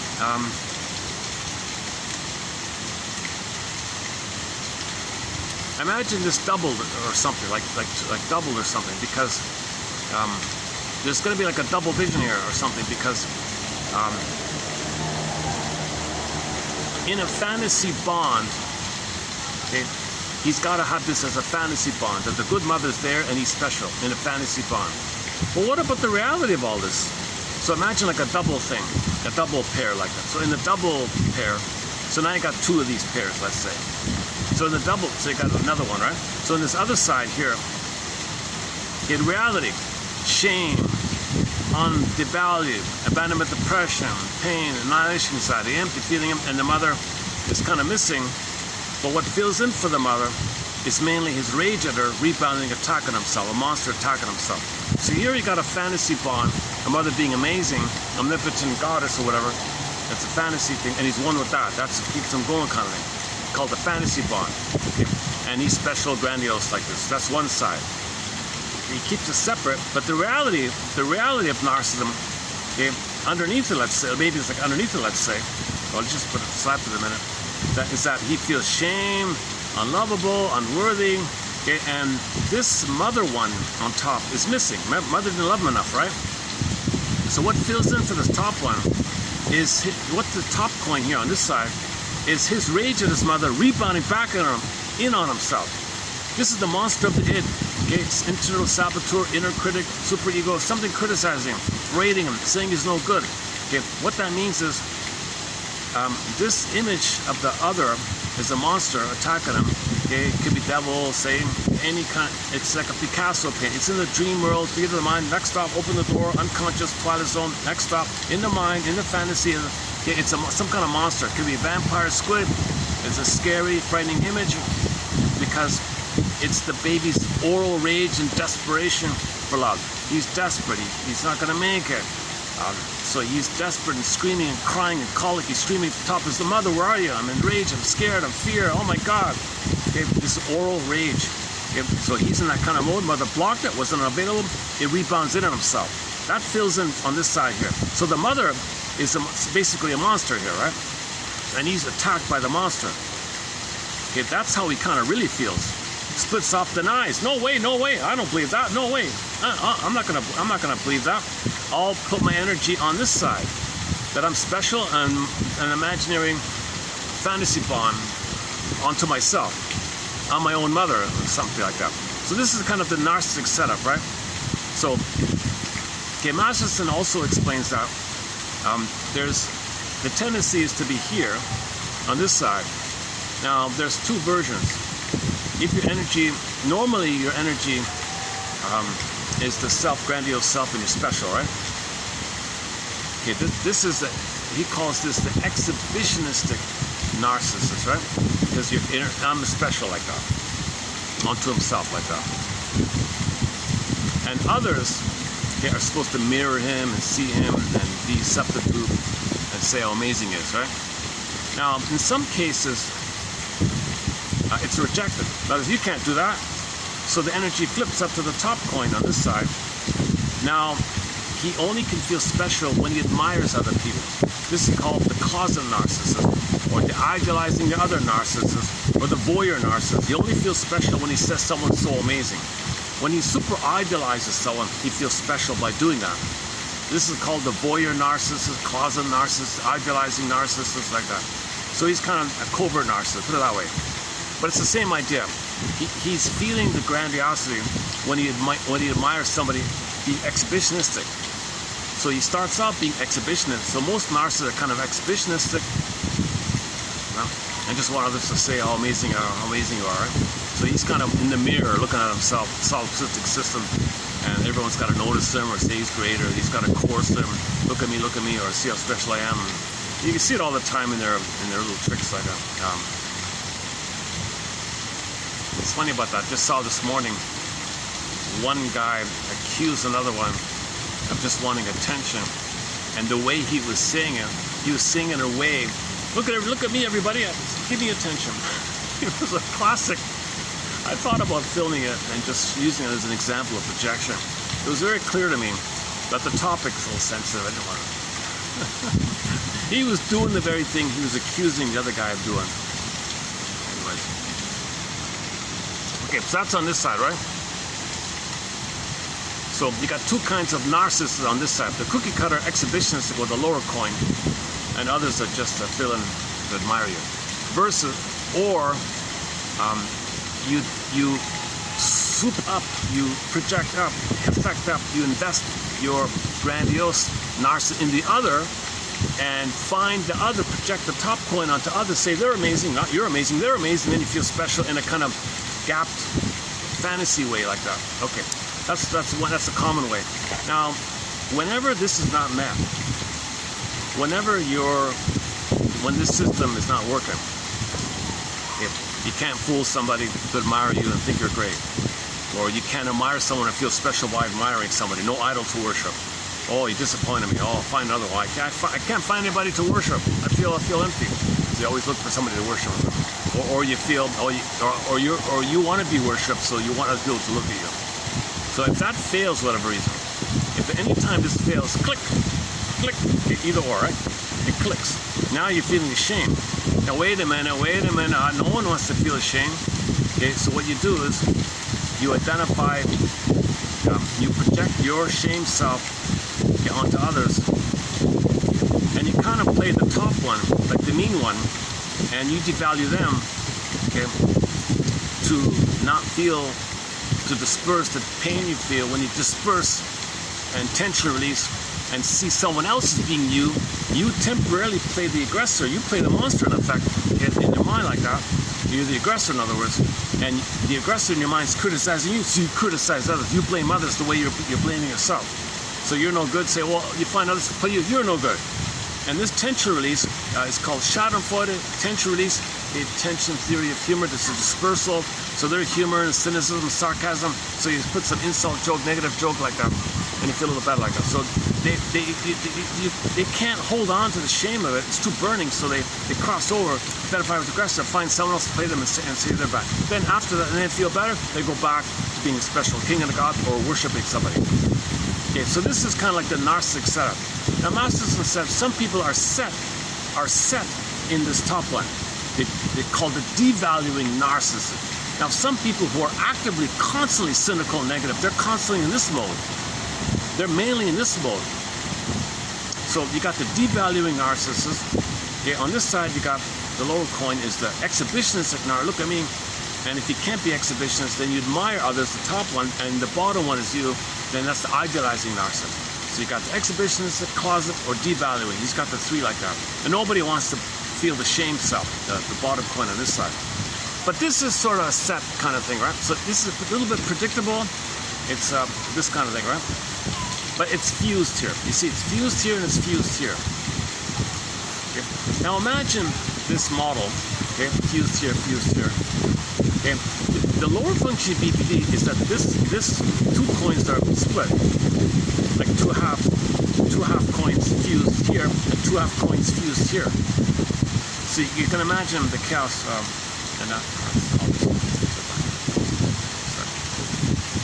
Okay, so that's the lower function of BPD. So yes, of course, from this point of view, the narcissists are quote-unquote more stable or desirable or more relatable, or they're mean and all that, but a little more predictable. They're not too like unpredictable, chaotic, because you got 1, 2 here and 1, 2 here, right? But with the fragmented of this and the splitting of this and the splitting of this, and it's fused over here and half and fused over here half and half. Okay, then things are just too crazy like that, because you can project one, identify with one, be one. It can flip and it flips around more wildly. So they can be one part there and one part you're that part there. They can be that part there, your part there. Hall of Mirrors, House of Mirror, catch me if you can, I see me not, and they can flip around because it's a survival thing to do this. It's a little more chaotic like that. Now it's an organized. I mean, they're considered, what do they call it again? They're stably chaotic or something, because they're kind of in this system like that. They're chaotic, but it's in this bubbly thing, but it's still always chaotic like that. So that's the lower function of BPD, right? Okay, so whenever you hear shrinks say narcissists are quote-unquote healthier, narcissists don't go to therapy, so they're not healthier. And these ones here, the lower function ones, they're more like they're more on pills or stuff like that. They're not going to go to therapy. It's if narcissists can't go to therapy, then this lower function of BPD one, they're not going to go. They're way more too erratic or something. They're probably going to be given pills. No one knows how to fix this kind of. If no one knows how to fix a narcissist, how are you going to fix this split version of this, right? The low function BPD. That's why everybody avoids this topic. It's considered the most feared topic among shrinks. Everybody says, run, no, I can't, I'm too busy, I can't help you. Hey buddy, I want to refer someone to you. He's a lower function BPD. Okay, crickets. Whatever. So that's why Masterson is a little helpful, because he says, what are you guys talking about? These people you're talking about don't go to therapy. The chaos you see is a higher functioning. So in the higher functioning one, what you have is, you have the sense of self and the sense of other differentiated, right? So there's a differentiation. Let's do it this way, right? So you have a sense of self. I mean, you're differentiated, and you're a person, and mother's a person. You've got that going for you, but you're frozen there. You're frozen like this.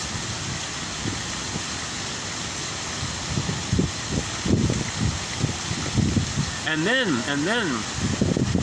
with the differentiation, the coins are half and half. You see? So So the chaos of the half coin on this side and half coin, two half coins on this side, two half coins on this side, there's a chaos, but there's still some sense of separation. So you're not fused. You're more. You're confused in your who you are and who mother is, but you don't have existential emptiness. You're just a little confused. You're stable. You've got a grounding, but you're confused. You've got a grounding, but you're confused. Okay, that's the higher functioning BPD. So go to, I think Joan Stevens, the sitcom called I Married Joan. Okay, she was a little dramatic, all this comedy, but she had a sense. She was compassionate, intelligent, but she was just afraid of being successful. She wasn't narcissistic, she wasn't cool or narcissistic or harmful like that. Now, to make the point, there was one episode where she was very stressed and did go regress back temporarily, but her main place is like that. So she's actually healthier and more emotional and compassionate than the husband. But the husband is a stable narcissist, you see.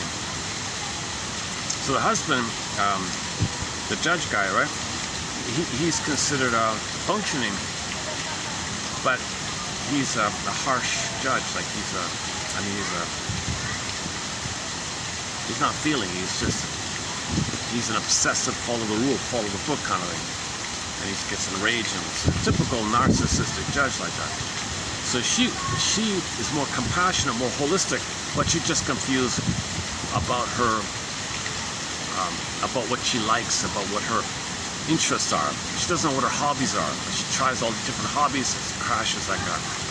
So the narcissist, the obsessive husband, okay, back to Barna, obsessive hysteric, okay, they're very drawn. So the judge guy is very drawn to Joan, that she's a little expressive like that. So there's some expression, but she doesn't know what the feelings mean. She can't contain it. She can't articulate it too much. She's fishing around a little bit. So he feels, so the obsessive married to the hysteric feels some tension release because all their feelings are pushed in. She pops up the feelings, so he feels a little release. So he has an immense delight in being married to the vivacious, bubbly, colorful woman like that. Now she is drawn to him for the pseudo stability, because she needs somebody stable, so she can know her interest. But he'll never support her interest because he's not there yet. She's further along, and she'll never get any empathy or understanding or good work or kind of help you because he's not there yet. But she has the fantasy that his stability, his fake stability, will help her develop. She can't develop.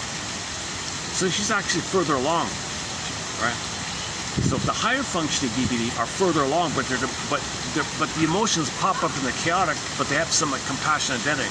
Whereas the hardcore narcissist, the judge, his version of the judge one, that's more obsessive and follow the rules, can't see the spirit of the law, he's only the letter of the law kind of. The letter says this.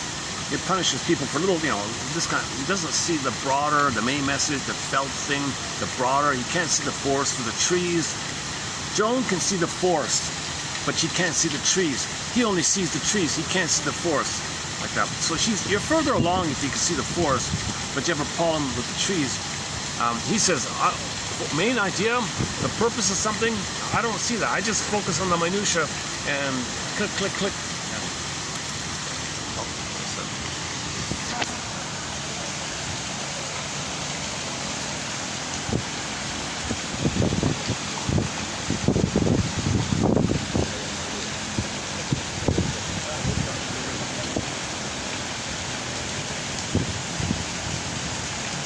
Maybe I can go upstairs now. Yeah.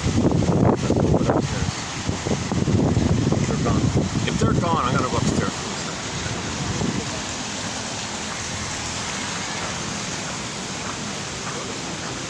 Yeah, okay. Give me 5 minutes to move it upstairs.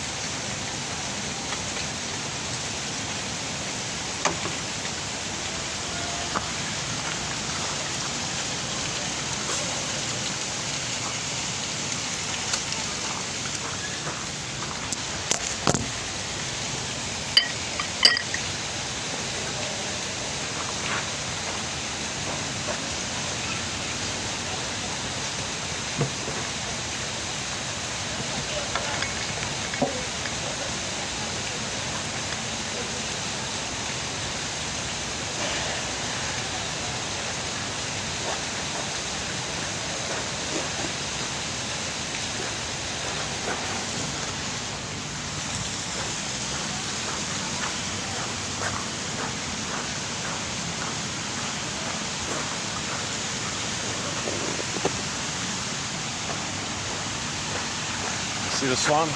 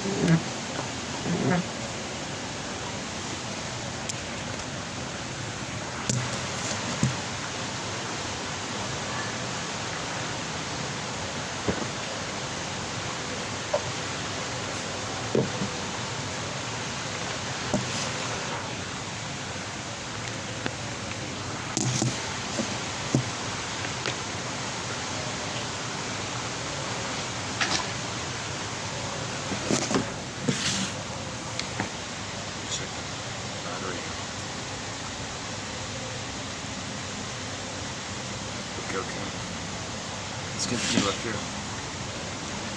It's nice, yeah, it's nicer up here actually. Yeah, okay.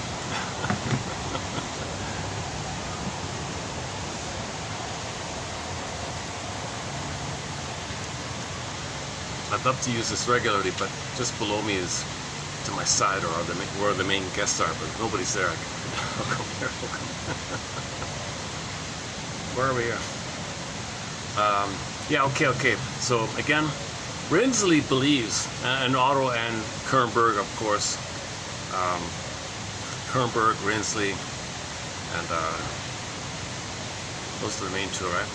Kernberg and Rensley. Well, this quote says here, Rensley believes that the separation process, psychic representation separation, like differentiate, like you separate from the mother in your mind.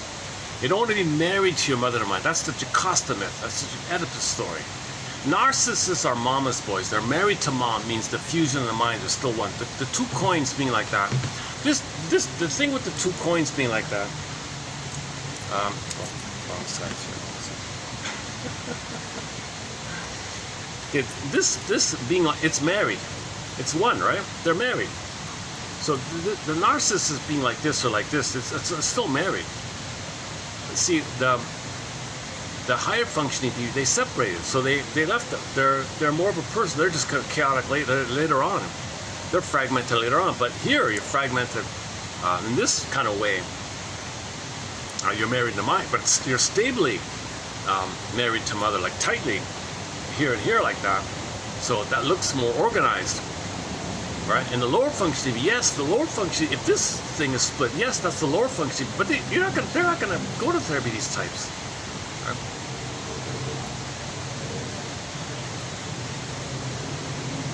Or maybe they do, and that's what they're referring to. Master says he doesn't get these types. He gets the higher functioning ones. He says all the BPDs that enter his thing are the regular chaotic stuff. And most people are the chaotic kind of thing, like that.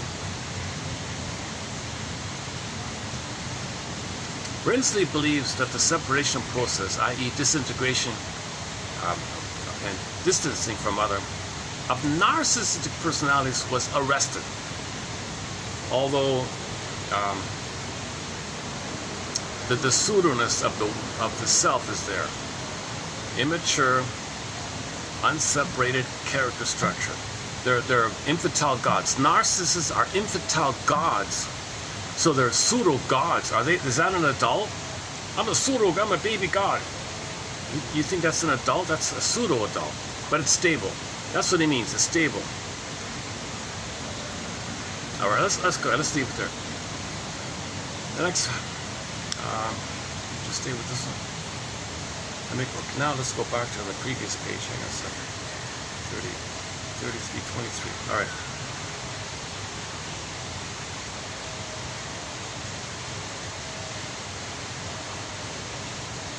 Okay, BPD. So in general terms, BPD are self-defeating, self-destructive, addictive, inconsistent, reactive, or chaotic, etc. All right. So this guy here, I'm not a. When I saw this book, The Trauma Model, I didn't know the author. I posted a few quotes here. Afterwards, I looked at his name. Oh my God, that's that guy. Oh, so I'm not a fan of this guy. He gets into these really heavy, really overly heavy topics, which we won't cover here. But anyways, I have a couple of quotes from him that are not bad. This one's not bad. The trauma model predicts that feedback loops. You know what's in my mind? All that time I spent talking about the distractions and the kids, how I should have dealt with it. I should have moved, and why did I stay? And that I hope I didn't interrupt any of the family activities. So I'm feeling a little guilty. But if I came here, I would have bothered them. Listen.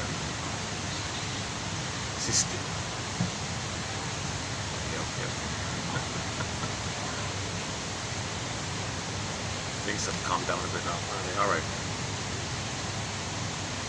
Yeah, maybe I won't post shorts for this video. Right? All right. I've gotten to a place where I'm only going to post shorts if I feel like I did an okay job with the video. Whereas for a while I was posting shorts regardless.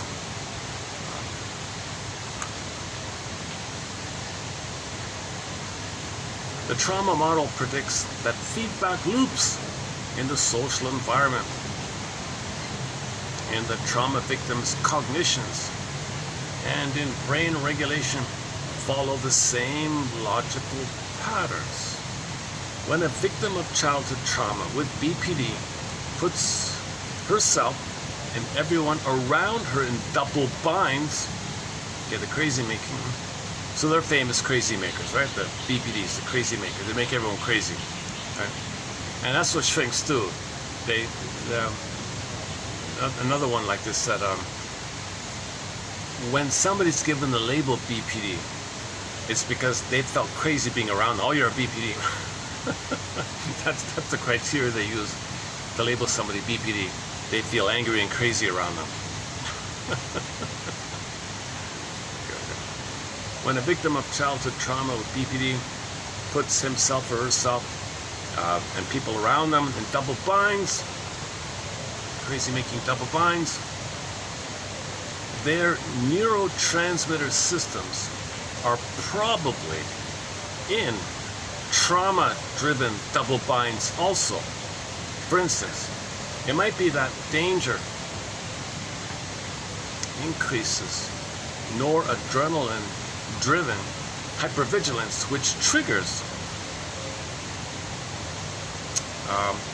some kind of soothing, numbing chemistry, endorphin, serotonin. I don't know, sure. It says here, soothing neuroregulation by serotonin. It throws me off here. I thought it's endorphins. I thought endorphins numb the pain. Anyways, this could set up a double bind in which the only way to experience soothing or numbing is through the drama, the pain. One feels better when a noradrenaline fear response is activated because then serotonin is activated. Conversely, one feels unsafe when there is no fear response because serotonin activation is too low. Of course, endless oscillation in this double-bound neurotransmitter system would be expected to lead to serotonin exhaustion and finally depression. The depression would follow logically from both psychological experience of childhood neglect and abuse and from the neurotransmitter double bind.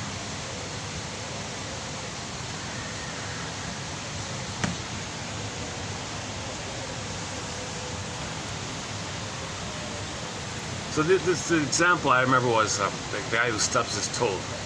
He wants to feel better, so he stubs his toe. So he creates pain to get the numbing sensation. So his outer world He's relating on the outside. He creates that on the outside.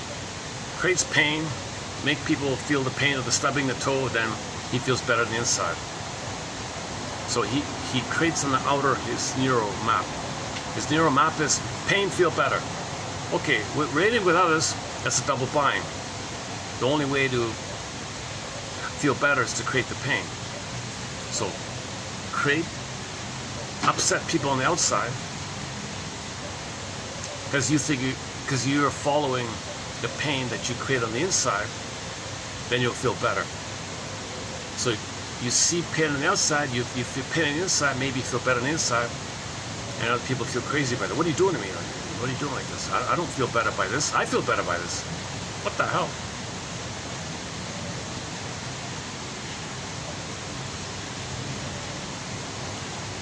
Or a variation of this is a mother and a baby are fighting all the time. So they're just fighting all the time. That kind of thing. And in the fighting all the time, there's the connection, the pain, the connection, the pain, the pain, the connection, the connection, the pain. So that it's fused in, the connection. That's the serotonin he's talking about. And the pain. But the pain leads to connection. The connection leads to fighting. The fighting leads to connection. The connection. So this kind of stuff's going on with the baby and the mother. Crying and battling, mother's battling. I can't hold the baby properly. Baby's upset, mother's upset, and but finally there's a connection and upset again. Then that's in the wiring. Okay, flash, frozen, curse, spellbound, repetition, compulsion, fixated. Now you're just looping this thing around. You loop this thing. Your outer is a reflection of the inner. Your sociological, interpersonal reflects by this map, this blueprint. So you create this on the outside because you're following the circuits on the inside. You're following the grooves on the inside.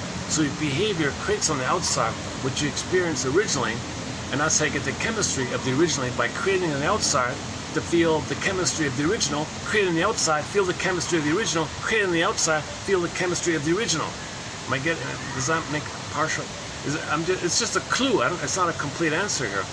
It's just some kind of clue, guessing around a bit here. I'm guessing around a little bit like this with this one here. Next one here. I have never met a borderline who had a childhood that was anywhere near normal or happy. So anybody who goes to therapy, none of them had a happy childhood, obviously. Obviously, anybody who had a happy childhood wouldn't need therapy. I have given dozens of workshops in which I have asked everyone, in which I have asked whether anyone has ever seen a client with a normal childhood. Not one raised their hand. A tough childhood is part of the phenomenology of the disorder. There is always a victim inside every perpetrator.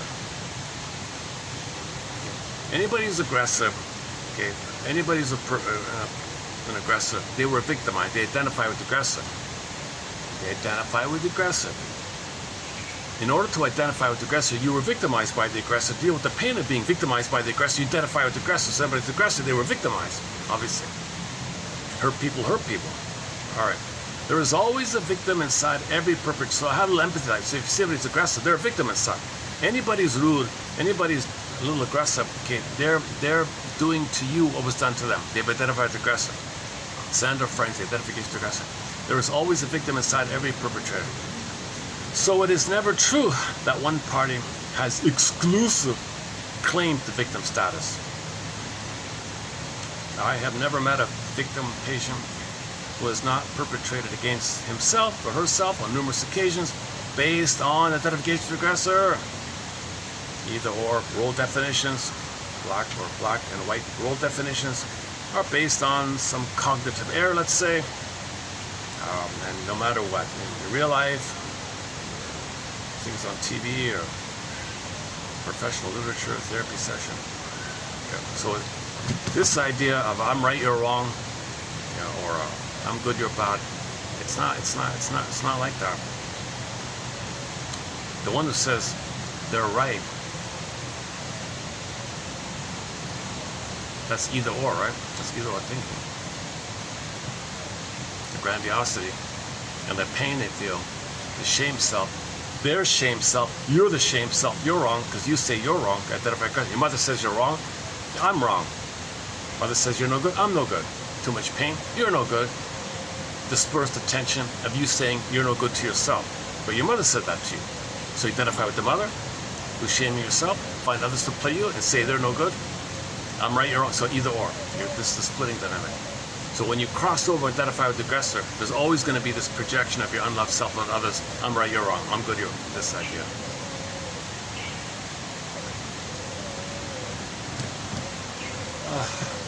What time is it here? 3:30. Son of a gun. Had I started the video now, after all that, this could have been a really good video. The weather's pretty good today, actually. For a change, the weather's... It's about to rain, maybe that's why. All right.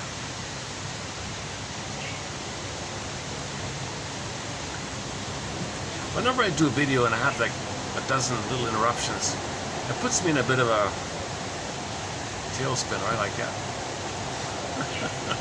I start to see, if I don't emotionally process something, I spin about it in my mind, right?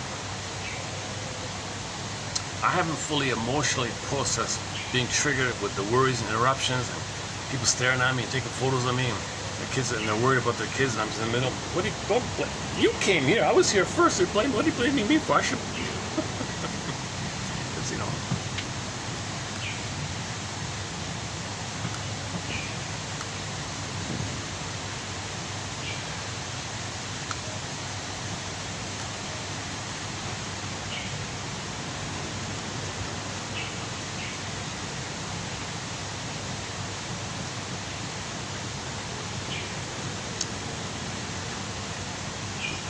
See, if there's more projection going on, I mean, there's more repression, there's lack of self-awareness. The lack of self-awareness means there's going to be more projection. So the campaign is to be aware of yourself by playing the song, Man in the Mirror, Michael Jackson, Look at Yourself. Okay. I'm still real, it's funny, I'm a little triggered now. Now that I've settled in here, my feelings are coming up to me. Where I'm feeling some old guilt in me. I didn't do anything wrong. I did nothing wrong, but somehow I feel like maybe I did something wrong or something. Maybe they're like, maybe I interrupted them, so I did something wrong. That's a childhood thing. Did I interrupt a parent in my childhood? Did I do something wrong? So when you feel guilty, and I know I did nothing wrong. I sat in there, everything's set up, I'm doing my video, and then all these people appeared, and then things are around me going on, and then I feel the reactivity of some of the families, some of the parents, and I'm in the middle of the kids on one side, the parents are like photoing me and filming me, because the kids in there, they're, oh, in case something, I gotta, oh my God, don't put this on me, don't lay this trip on me. It triggers, like, you're thinking I'm potentially guilty or something. I did. So that triggers my old guilt. So I haven't processed my old guilt in me, right? So I have not been analyzed myself. I have a blind spot, or I haven't aired out all my old guilt, right? So guilt comes from you criticize yourself for not saving your mother. So you're guilty. Did you save your mother? No, you're guilty. So this guilty phenomenon is you didn't save your mother, so you're guilty. Mother said, you gotta save me. I can't save you, you're guilty. What? Why am I guilty? Because mother wants, when mothers turn to the children to nurse them and fix them and heal them, and the parent and the child can't, he feels guilty. And you're saying you're guilty. So guilt means you didn't save your parent. So this could be triggered. That's why you gotta understand, why did the mother use guilt trip tactics? You gotta save me. Because she wanted oneness. She wanted primary dependency. She felt entitled to get the oneness. Okay, so mothers are not aware that they didn't get their oneness needs. They're in a narcissistic place. They turn to the kid to mother them. They don't know they're doing this. That puts an immense pressure, guilt, shame, pain, shame on the kid. So mother says that. You internalize to connect with the mother. You treat yourself the way they've treated you. Internalization. What's on the outside, you put in your mind to connect with the mother. So to have a connection with the mother, you're shaming yourself. You split it off, fantasy bond, something good, okay, and then you separate good mother, bad mother idea, and keep it separate. So the separateness, you don't want to know this guilty thing. So you have a fantasy bond that, so you keep the fantasy bond of something great. The reality, that mother didn't love you, that's the critical voice saying you're guilty. Now, I was feeling okay when I started this video. and all these people having these little paranoid kind of things, they're externalizing. And if they see me a little word, maybe they feel relief or something. Maybe they feel, oh boy. Okay, we do have a topic on guilt actually. No baby's guilty. So why do we still feel guilty even when we're an adult, right? How do we no longer feel the need to feel guilty? Well, guilty is the tie. Guilty is the hope to get mother's love. Guilty is the tie and the hope that one day, you get mother's love. On the condition you save her. You'll never save her, you're always guilty. Unknown, yeah. And this could be triggered if people, or if I project the critical voice onto someone else, right? They're just being hyper cautious or whatever. So, and I project my accusingness onto them, and that's triggered up in me now. So I've triggered in myself. So I triggered for me to know I still criticize her. So I'm doing this exercise to know that I still criticize myself, and I still say I'm guilty. I'm not guilty, but I still say it to myself. See? Yeah, I feel a partial relief, partial clarity like that. Hopefully, but should we take a musical break? Let's take a small musical break, and I'll continue with these quotes here. Stay tuned. We got some good quotes coming up. Let's play the Brooklyn song by the same band. So I've got two songs here from Martinique. This band called Shambo or something. This is the one featured on the volunteer radio station called The Motherland Influence. Very good show. He's good. He plays some good music. Some of the best music you'll find, I think, now from that show. The Motherland Influence. WRIR.org. Volunteer station. Where is it? This is the song that he played called Brooklyn. It's a fun song. It's a funny song.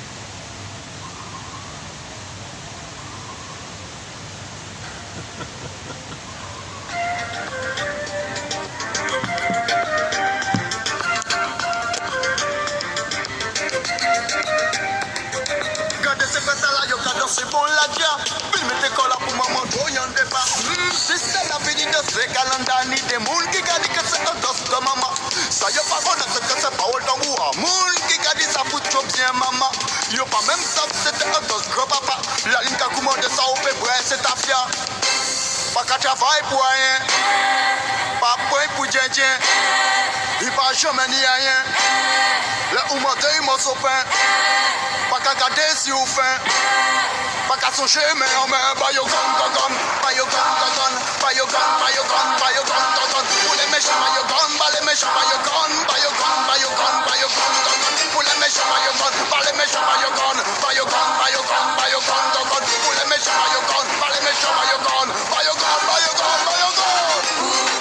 I'm Brooklyn, I'm Brooklyn, an American girl for America. Let's talk about.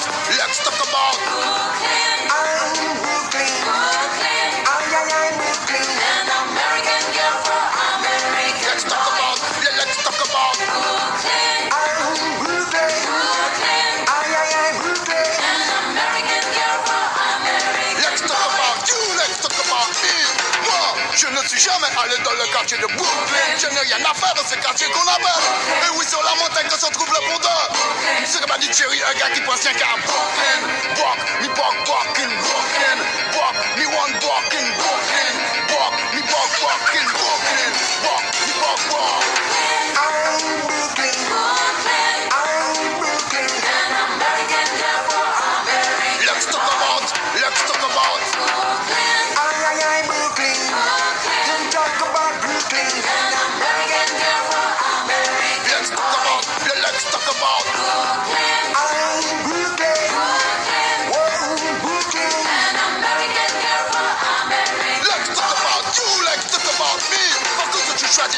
cité, ou yé, mais ni des moules qui a metté koyo au côté, même, ni d'hommes qui a pris un tribut dans la cité, mais ça y est, commandé, c'est solidarité, qui fait la bien, puis pas de bague, n'a rien serré, y'a fait quoi qui ici, y'a pas de cash à ma pété, combien de moments qui pour tomber, on était les hommes, innocent ou coupable, n'est plus la question pour embarrer le pétrole, homme qui a pas de parole, pour aux appâts là, tout le monde est dans l'embarras, oui, je suis contre tous ces fucking bandes militaires qui crient, à mort là, ça me bouge, c'est pas assassin, comme de la Isha, voyez pour les enfants éthiopiens, est-ce des moules qui s'en foutent, qui n'y ont l'autre qui comme enfin, ok, j'ai toujours qu'à travailler pour le tiers-monde des unis, d'accord, j'ai toujours qu'à travailler pour le tiers-monde des unis, et maintenant que Wakan est venu crier que les enfants du tiers-monde ne sont pas là pour crever, maintenant que Shango est venu réclamer que les enfants du tiers-monde ne sont pas là pour crever, est-ce que s'en foutait, est-ce que s'en foutait, est-ce que s'en foutait, est-ce que s'en foutait, I'm Brooklyn, I'm Brooklyn, let's talk about, we're Brooklyn, I'm Brooklyn, let's talk about, why in Brooklyn, don't talk about Brooklyn, let's talk about you, let's talk about me, Waka the Shabba the say Black Panther, yes, Shango Gun with the Black Panther,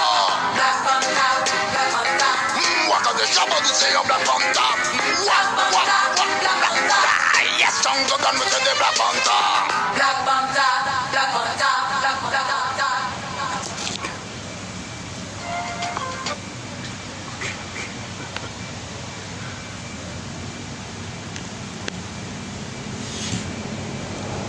I have no idea what he's saying.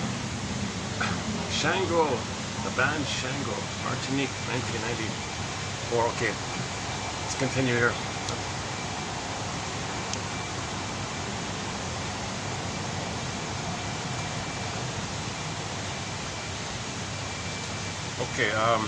Okay, play the song Self-Saboteur. There's a line in the song called Self-Saboteur by the band Delirium. Can't you see that your anger is a shield for your grief? You're hiding your grief. Anger is a shield. So anger is a cry for love. He didn't get it. There's a pain that didn't get love. That's called grief. Anger is still crying. So here's a good quote. As always, the flip side of anger is the grief. As always, the flip side of anger is the grief. We could retitle any workshop called anger management or something. We might as well just call it covert grief workshop or anger management, covert grief management, or whatever. Or no, covert grief work, covert grief work. Hang on. We could retitle anger management group covert grief group. I'm not sure the full context here. Okay, so if there's a workshop entitled Anger Management Workshop, you could call it Covert Grief. Anger Management Workshop, in brackets, Covert Grief, beside it. Right? The person who is grief-phobic, who is often an angry, embittered, for example, borderline, let's say, is delighted to, okay, he said in the workshop, some of these characters would take balls of clay and throw it at the wall or something. Oh yeah, they do this while hurling expletives at their perpetrators. Okay, so in the workshop, I don't know, I've never seen this, but in the workshop, I guess in the anger management workshop, I'm assuming there was an anger management workshop where they would take balls of clay and throw it at the wall, swearing at whoever hurt them. Mother, I hate what you did, mother. Throw them. So it's like beating the pillow idea, basically, right? So he says here, okay.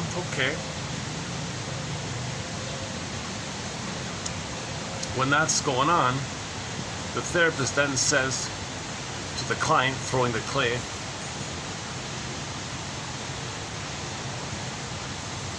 the client says to the person throwing the clay ball, quote, now say, therapist is saying to the guy throwing the clay at the wall, now say, I couldn't make you love me.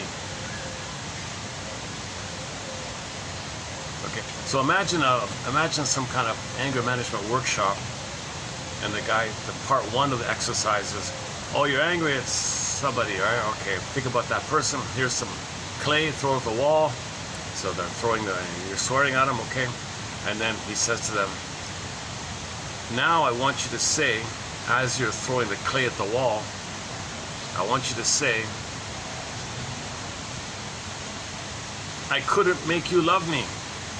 I couldn't make you love me.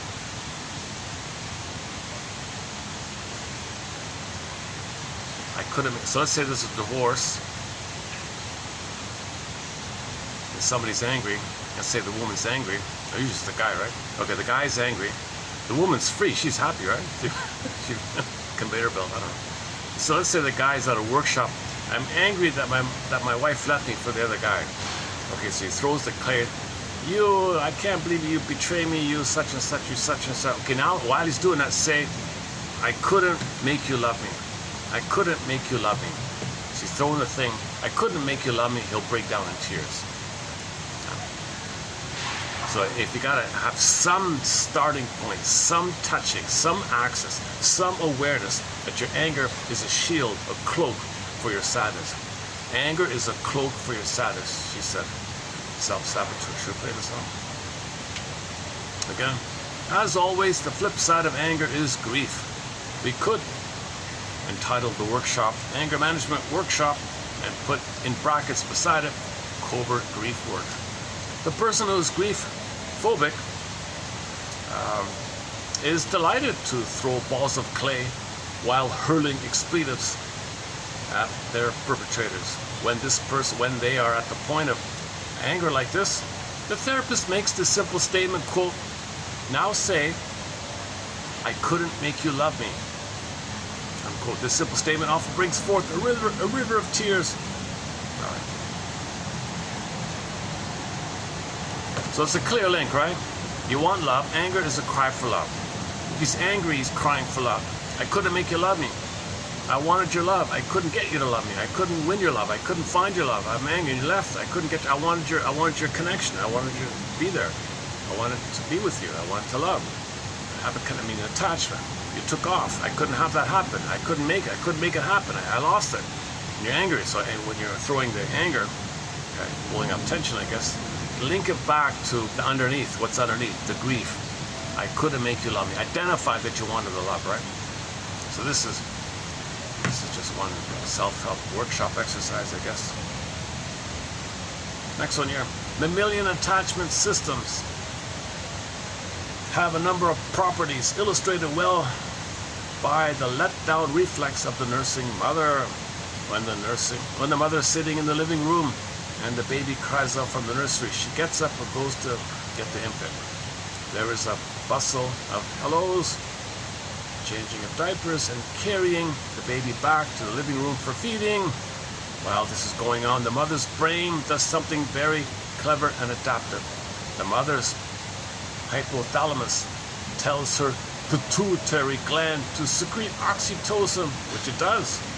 The oxytocin circulates around in her blood where it is of no benefit in her elbows or toes. However, in her breast tissue, the oxytocin stimulates the let-down reflex. It causes the milk to move from high up in the ducts to right down to the nipples. When mom and baby get set up to feed, breasts and babies are ready for action. This is a clever adaptive mechanism built into evolution like countless others. It is clear that the let-down reflex does not require conscious effort by the mother. She does not have to give her pituitary gland a pep talk. No, it just happens. It's biology. The let-down reflex is part of biology of attachment. There are countless other attachment mechanisms, and they are reciprocal between mothers and baby.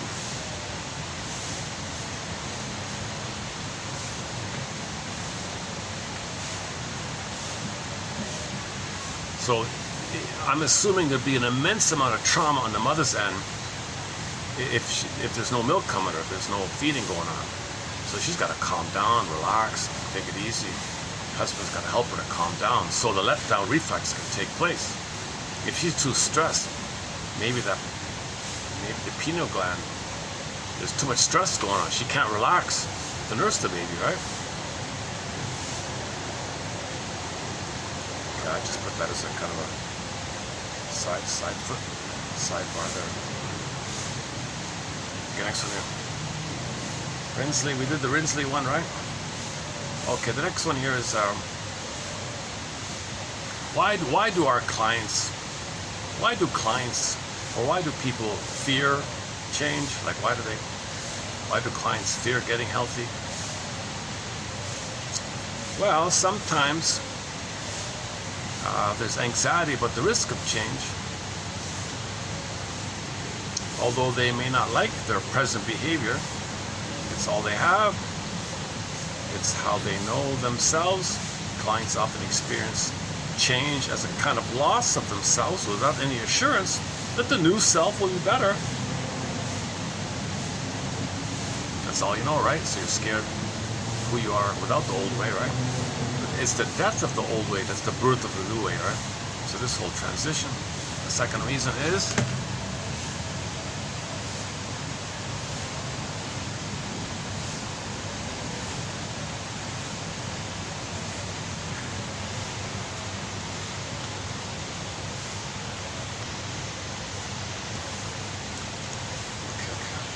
I'm still regretting today's video. Man, oh man, this could have been a good video. I missed it today.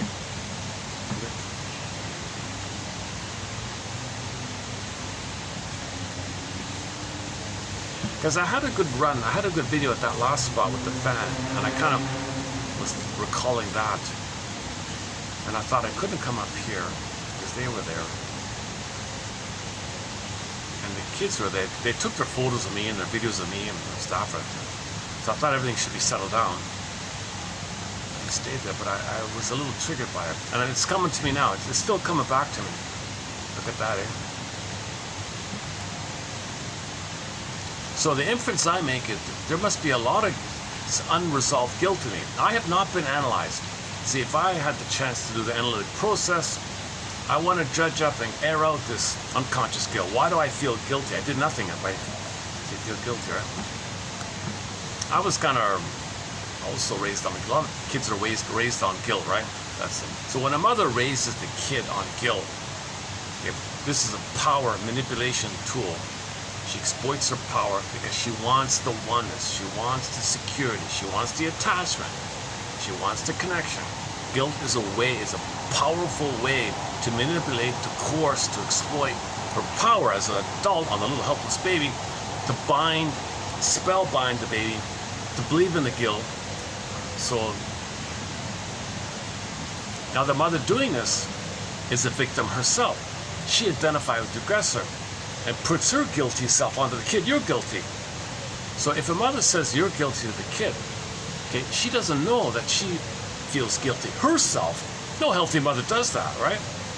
So that's the line earlier today about perpetrators or victims underneath. Can't you see, can't you see, can't you see? So one of the songs I often play in this collection is Self-Saboteur by the band Delirium. Can't you see? Let's play it later then. Okay, another reason why people fear change as well. One client said, well, if I see the therapist and things are going along, I can just keep it like that then, right? Why change? Besides,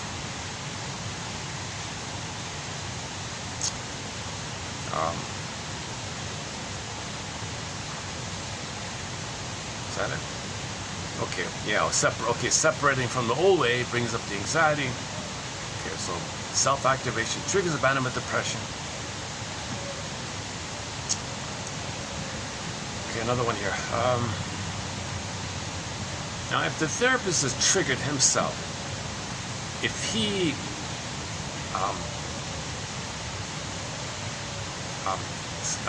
plays like a parent as a, if the therapist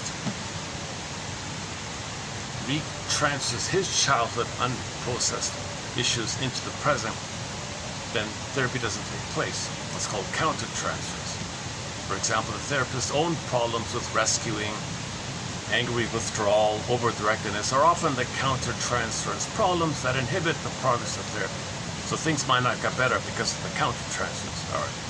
Helping clients resolve their separation individuation problems is far more beneficial than any transient caretaking, which helps parents feel better but not improve. Okay, so the therapist might be triggered to save his mother. Let me save you. I'll say something nice to you, make you feel better. Mother, I'll say. So when the therapist was a baby, he had to take care of his mother because mother was stressed out. Client stressed out. Oh, I'll take care of you. So it's counter-transference. So he should hold himself or be aware of that.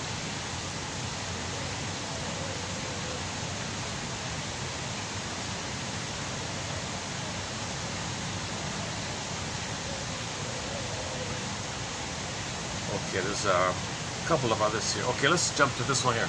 Clarifications are statements intended to emphasize some aspect of the client's manifest material. Here, one simply invites further attention to the client's material, thereby implying its possible importance. Quote, I noticed that last week you felt your boyfriend was amazing. Now, you say he's completely wrong for you. Just clarification. That's called clarification. I noticed this, I noticed you said that, I noticed you said that. Just noticing, like observation. So this just highlighting the observation is called clarification. That's their term for it. Okay, confrontation. You see, okay, here's another thing. Narcissists have all this material about confronting the BPD, the hyperthink. They can handle it. Narcissists cannot handle comfort. That's criticism, attack. They cannot handle feedback, let alone confrontation. So it's a higher level if you can confront somebody. You're lying to yourself. At least be aware of it that you're lying to yourself. I'm going to confront your denial. And now, at least when you do, at least you'll be aware. It's called confrontation. But you can't do that with a narcissist. By the way, with narcissists, narcissist has a thing called very delicate mirroring interpretation of narcissistic vulnerability. So he says to them, it's so painful for you to focus on yourself, so what you do to feel better is focus on me. Like blame me or something. What do I got to do with it? So they're always out of focus, right? They can't focus on themselves. They can't talk about what's real in them. They feel empty. It's too painful for you to focus on yourself. So what you do to assuage yourself is to fill in the blank. That's the only thing that gets through to a narcissist, is you make them feel important. Mirroring interpretation of narcissistic vulnerability. You do this, so you're important with your vulnerability, and I mirror you. I see you. You're one. You're important, and that's what you do. These got little bits to it. Mirroring interpretation of narcissistic vulnerability.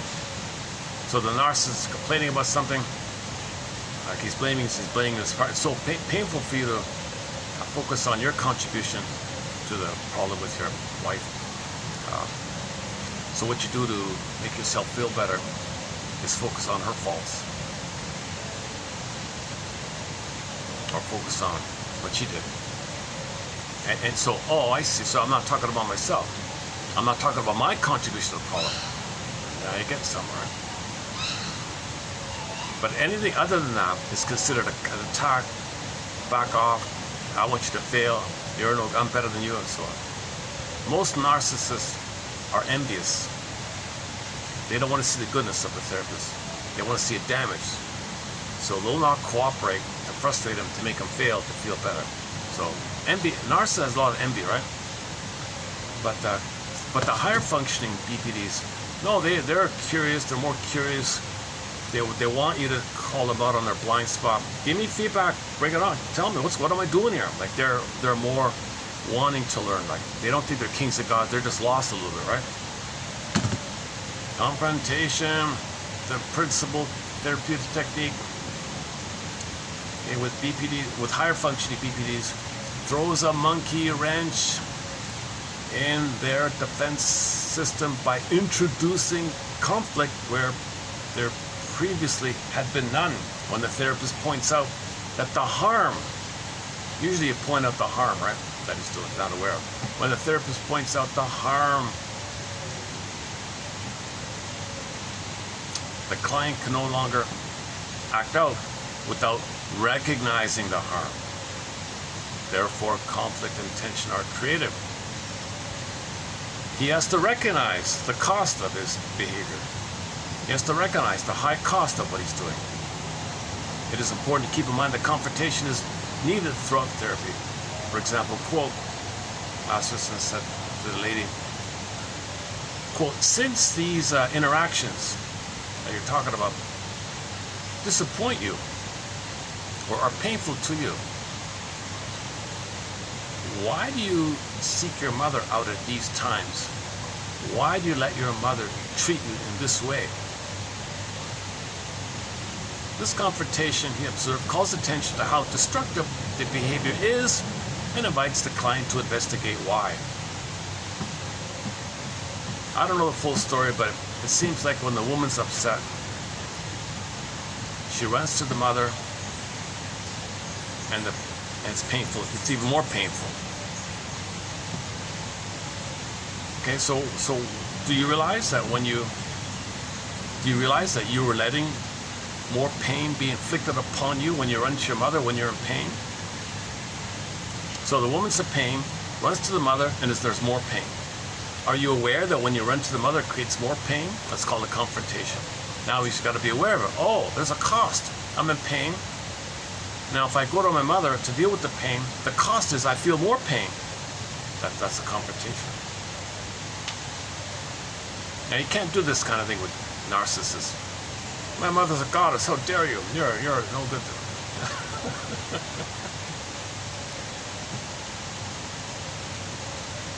An interpretation, on the other hand, suggests why the client behaves in a certain way.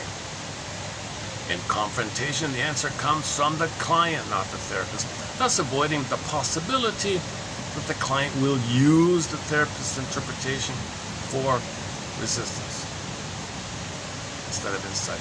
Interpretation generally refers to statements that imply unconscious motivation. For example, quote, your fears of succeeding at your own business may well be related to your fears of surpassing your father, who failed at all his business ventures.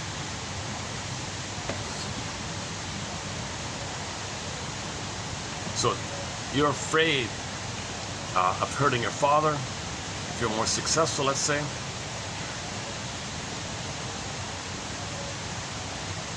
Being a failure like him makes you the same with him, so you're connected, right? So a lot of self-defeating behaviors is to maintain the attachment. So the interpretation director tells it to you versus the confrontation. Well, why do you self-sabotage just when you're about to get successful? I don't know. Okay, clarification.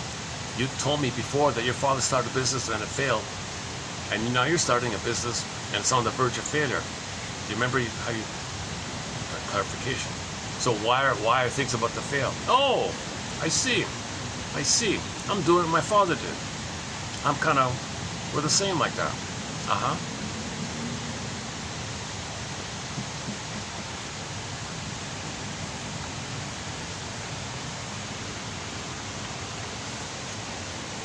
Okay, now one of my better videos. This video is a bit of a disaster. I feel my quotes today aren't too good, aren't the greatest. And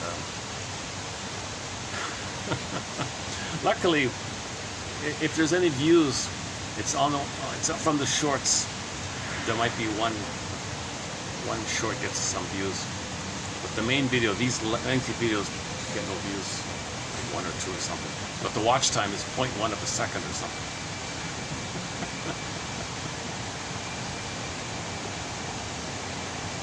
Negative therapeutic reaction. That's when you expect things to get better, but then it gets worse, right? Refers to the client's need to sabotage the helpful aspects of therapy in order to defeat those they envy. Yeah, especially narcissists. So a narcissist will envy the therapist. Whoa, you're helpful, you're smarter. Oh, I can't see goodness. That triggers that I need a goodness. You're offering goodness? I feel pain to see goodness. I gotta wreck it. The narcissist is more invested in wrecking the goodness of others, to not be triggered, to not see the goodness, not see the goodness. If it's wrecked, no goodness, not triggered. They care more about that. That's preserving their narcissistic status to see the goodness damaged. Narcissists are filled with shame and envy. So if they are in therapy, their main agenda is to see the therapist fail, make him sabotage it, see it wrecked, find a fault, pour salt in his wound, look for his vulnerability, do things to make him fail. He might even quit. You failed. See, you seem like, so the guy might quit therapy. See, you failed, didn't save me. See, he's no good. So that's negative therapeutic reaction, huh? So he might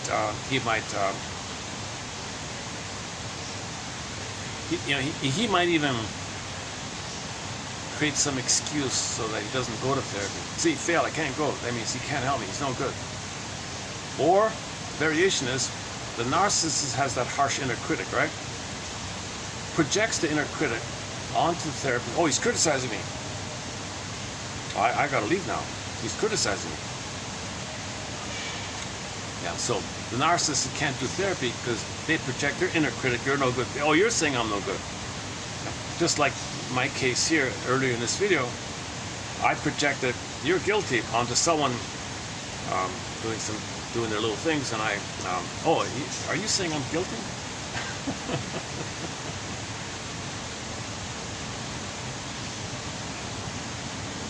So yeah, so let's say finally I got a chance to go to therapy, and I projected my inner critic onto them, and I think you're always saying I'm guilty. That's not. You're supposed to analyze it, right? You're supposed to analyze these things. You're not supposed to get swept up in it. You're supposed to be aware of these kind of things, right? The idea is to be aware of your triggers, right? Man, oh man, it doesn't. Okay, I looked around for it myself. I mentioned it in a previous video. I looked around. I phoned around. My conclusion, honestly speaking, it doesn't exist in Canada. I phoned around. Analytic perspective does not exist in Canada. They don't bother with it.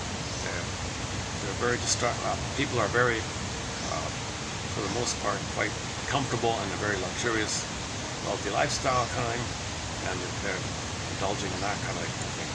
There's no interest in this. Why?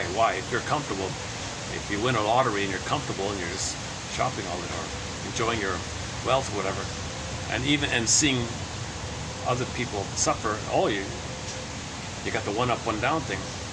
See, narcissists love to have a few shamed people around them so they don't feel their pain within. They're wealthy, they're a lottery, a few people are not. So it's a perfect psychological setup of their psychic structure. To inflate the goodness, they're entitled, they're special. Of course, they win the lottery, they get it. No interest in psychoanalysis. It doesn't exist. Forget it. It does not exist. Nothing even close to it. When you mention the word psychoanalysis, the knee-jerk reaction is you're blaming the mother.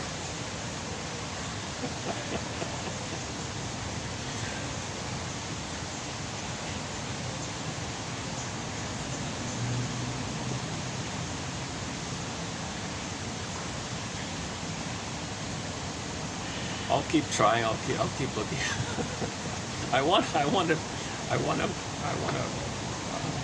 I'm preparing myself to do the therapy process. I'm learning about this perspective, so at least I can stay in control, know what's going on.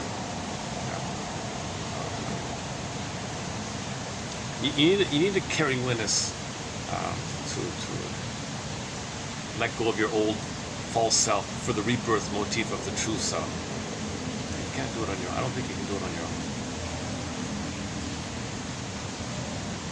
A caring witness offers a level of safety to allow the expression of your grief called mourning. You need a level of safety.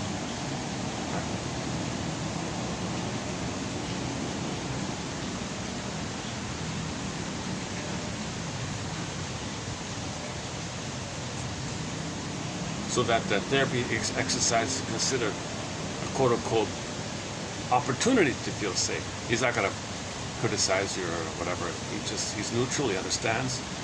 He's a caring witness. That's what you want. You want a caring, understanding witness. You tell your story, he's a caring witness. That lets you feel safe. Tell your story. Free associate, go on, free associate, then come up, free associate. You want to tell your story. You're trying to tell your story. When your friends say, there now, pass you on the back, and then it shuts down. They can't do it. If the therapist is not analyzed, and he freaks out and shuts it down, it doesn't work. The therapist must be analyzed, so he has the empathy to know what you're going through. That allows the safety that you're not going to be criticized or shut down while you're telling your story. Called the talking cure, famously known as the talking cure. So you talk it out, right?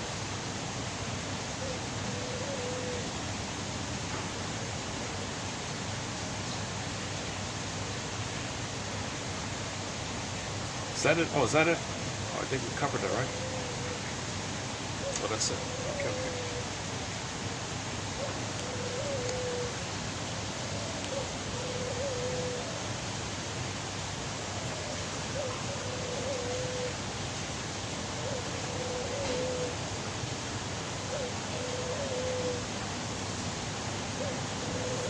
Let me see if the phone will read it out.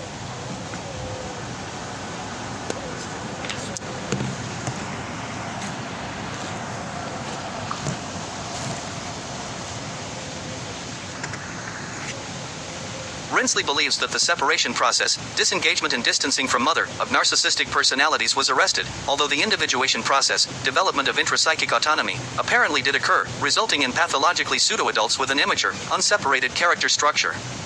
This is in contrast with the borderline personalities, whose overall separation individuation was arrested. The negative therapeutic reaction refers to the he client's strong need to destroy the helpful aspects of the therapy in order to triumph over those they envy. Many narcissistic patients need for revenge against authority figures. They actively or passively stall the treatment or allow their life situation to fail so that they cannot come to therapy. Projecting destructive introjects onto the therapist, with fear and hatred of the therapist as a consequence of frustrating their omnipotence expectations. This may lead to an immediate breakup of the therapy. Despite the pain that clients are feeling, they also dread and fear change. Why is this so? First, great anxiety about the risk of change is an obstacle to the clients with a weak ego structure. Although they may not like their present behavior, it is all they have. It is how they know themselves. Clients often experience changes, loss of the self without any assurance that the new self will be better. A second reason. If the therapist likes me as a person, why should I have to change at all? Although they may express low self-esteem on the surface, an omnipotent grandiose self underneath may simply feel that it should be loved the way it is. This belief often causes psychotherapeutic stalemate. Fear of separation is yet another reason that change may be difficult. The patients recognize that as they change, they become truly separate from their internal objects and others and from the therapist. They fear the unleashing of abandonment depression, which underlies the fantasy of merger, and they are afraid that they will not be able to survive without merger with a powerful other. The therapist's own problems with rescuing, overdirectedness, or angry withdrawal often are the counter-transference problems that inhibit the progress of therapy. Helping clients resolve their separation individuation problems is far more beneficial than any transient caretaking, which helps the patients feel better but not improve. The good enough holding approach should not be interpreted as a justification for giving the clients all aspects of a better parenting experience than they received as a child. Alexander and French, 1946, have referred to this as a corrective emotional experience in which the therapist role-plays what the patient needs. This is because, as Glenn, 1979, observed, borderline adults are no longer children. Even childlike adults have different personality structures from children. A gratification later in life does not make up for a deprivation in childhood. Analysis of the effects of the deprivation can be therapeutically effective, however. The impact of the client's deprivation, not feeling loved for themselves, and conveying this understanding to them, can help as much as any direct action can. Searles has said that patients often obliquely address the therapist's pathology in order to heal the therapist so that the therapy can continue appropriately. In other words, patients can become a container for the therapist's pathology as often as the therapist becomes a container for the patient's pathology. Clarifications or statements intended to emphasize some aspect of the client's manifest material. Here one simply invites further attention to the client's material, thereby implying its possible importance. I noticed that last week you felt your husband was the perfect man for you and that this week you seem to believe he is completely wrong for you. Of all the theorists working with borderline adults, Masterson has most emphasized the use of confrontation. He, 1976, explained, confrontation, the principal therapeutic technique of this, the early phase, throws a monkey wrench in the patient's defense system by introducing conflict where there previously had been none. When the therapist points out the harm, the patient can no longer act out without recognizing the harm. Therefore, conflict and tension are created. He has to recognize the cost of feeling good. It is important to keep in mind that confrontation is needed throughout the therapy. Since these interactions disappoint you or are painful to you, why do you seek your mother out at these times? Why do you let your mother treat you this way? This confrontation, he observed, calls attention to how destructive the behavior is and invites the patient to investigate why. An interpretation, on the other hand, suggests why the patient behaves in a certain way. In a confrontation, the answer comes from the patient, not the therapist, thus avoiding the possibility that the patient will use the therapist's interpretation for resistance and transference, acting out instead of for insight. An interpretation, on the other hand, suggests why the patient behaves in a certain way. In a confrontation, the answer comes from the patient, not the therapist, thus avoiding the possibility that the patient will use the therapist's interpretation for resistance and transference, acting out instead of for insight. Interpretation generally refers to statements that imply unconscious motivation. Your fears of succeeding at your own business may well be related to your fears of surpassing your father, who failed at all his business ventures. P. Chatham TQ 3322. 22, let's do 23 here. Hold on. 23.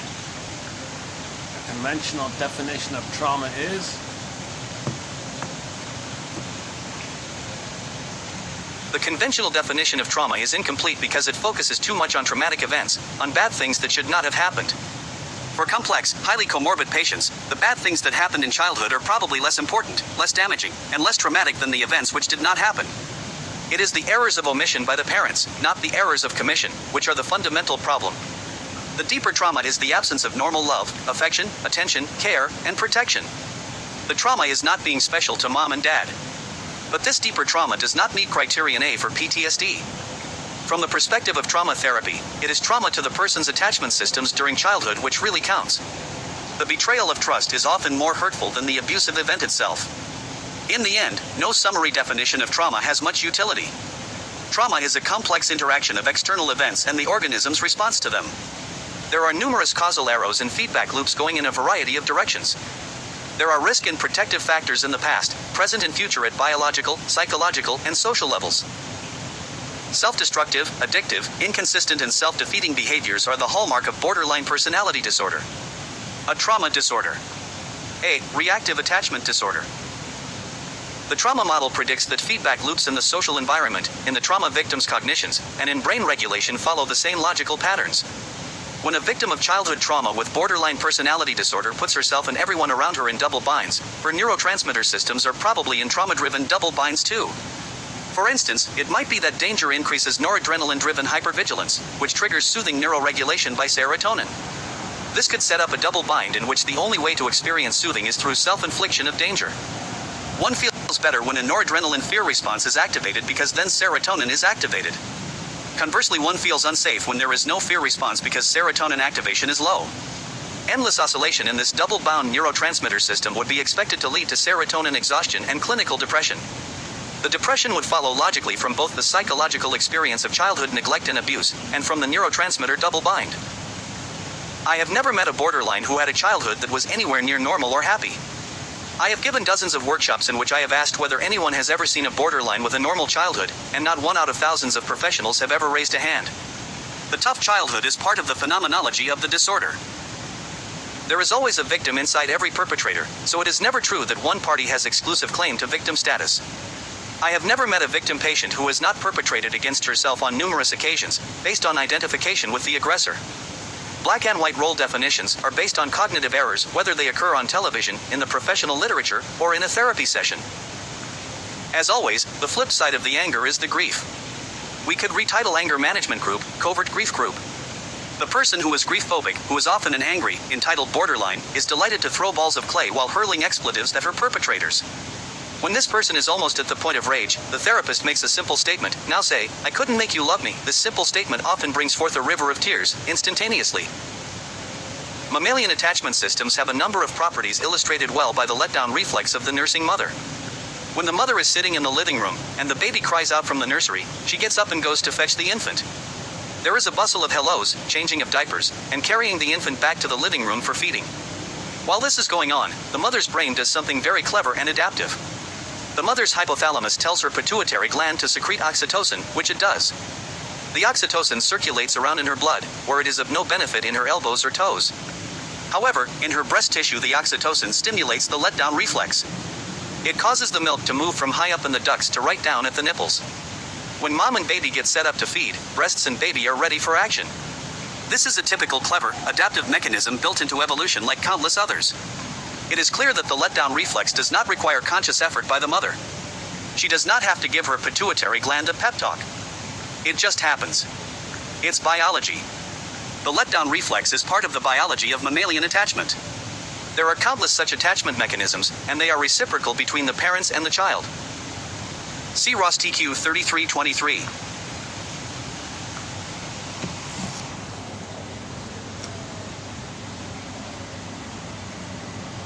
So psychology affects the biology. So the mother has a trauma if this letdown reaction doesn't take place.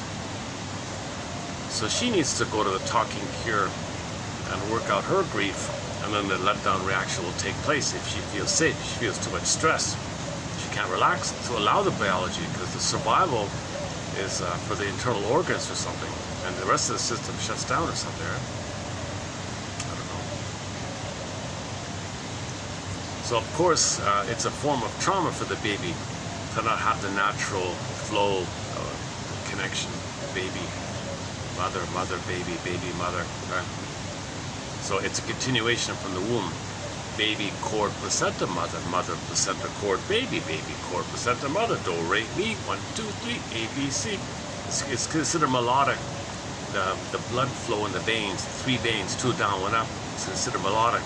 And the pulsating of the chords, your bass line, whether it's heartbeat, drum, you got the beat, heartbeat, and the bass, chord, and the 3 melodic blood flow lane. So it's all musical. First, music, the beginning was sound, mother, music. The beginning was music for the baby. His eyes are closed. Just hears the movement of it. Just hears the movement. He hears the movement of the heartbeat, pulsating of the chord, and the 3 blood veins. He hears, so it's sound for the beginning. It's all melodic. It's a melodic phenomenon. Rhythm of bliss, rhythm of safety, rhythmic, attunement. This has got to continue. So chord stays, skin to skin, baby latches on, what's it called again? Let down release, let down mechanism. What's it called again? Let down reflex. So when the baby latches on, okay, there's got to be a let down reflex in the mother's pituitary gland, telling her system to let the milk flow, and then the rhythm continues. Baby, all right, baby suckling, nipple, breast, mother's system, biology, back to the baby, baby to the mother, mother to baby, rhythm of bliss, rhythm of safety. They got the flow going back. Baby's in an extended social, interpersonal womb. This is like an outer land version of the water world to the land world. It's got to be continuous flowing thing going on, right? So if the mother doesn't, if something interrupted there, of the many interruptions that take place there, one might be the mother doesn't have the reflex, let down reflex take place. So something very psychological in her is going on that wouldn't let that happen, because you hear that some others say there's no milk or so, it doesn't work. I mean, something's wrong with me. No, she's hurt, she's wounded, so she's got to talk to somebody quickly. And feel safe. Husband's got to be around, let her feel safe. So the husband's got to hold his wife let her feel safe. Darling, you're safe. Darling, you're safe. Darling, you're safe. Then maybe the reflex will kick in. Oh, okay. Then they'll come in. So the father's got to hold the two. Don't separate the baby from the mother. Hold the mother while she's holding the baby, you know, and then let the father has got to say, darling, you're safe. You're safe. And do a gentle rocking, I don't know, and let the reflex take place in her. Disclaimer, I'm not a doctor, not a doula, nutritionist, biologist, gynecologist, doctor, medical. In every video here, 50% of what you heard is not correct, it's wrong. It's up to the viewer or listener to figure out which 50%. Robert Bly, when he gives his lectures, he says, dear audience, 30% of what you're going to hear tonight in this lecture is wrong, and it's up to you, dear audience, to figure out which 30%. Same thing here. I'm going by 50. Could be 80%, maybe 90%. Hopefully it's not more than 90%. Hopefully 10% of what was presented here, either by myself or was okay. And you got to find out which 10%. Which 10% of 1001 wisdom of mind gives you curiosity, interest, and hopefully follow the thread to empathy and understanding, your CEU for the soul, continuing education unit for the soul, lifelong learning, continuous learning. Well, that's an Odysseum. Odysseum is continuous learning, the flux, the flow, the growing, curiosity. Poseidon, what do you want from me? Questioning, continuous learning, updating, continuous, continuing education unit for the soul. Right here in this channel, read 10 quotes, 1 out of 10, hopefully an 10 rule. Give that curiosity, follow the thread of the curiosity, free association, what does this remind me of, what does it suggest to me. Dreams will give you feedback, dreams are report cards, dreams will let you know what's like this in your soul today, dreams will report to you what's going on, and keep it going for 10 minutes a day, mental hygiene movement, 15 minutes a day.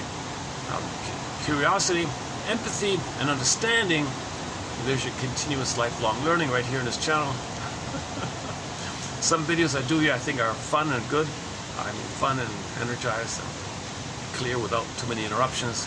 Today's definitely not one of them. Yes, the last one was okay. It was one of the better ones. I have some duds like today. Today's one of the dud videos, which makes me think. While that was playing, I was thinking that I could have moved. At the beginning. Things would have been so different, right? There's our squirrel, huh?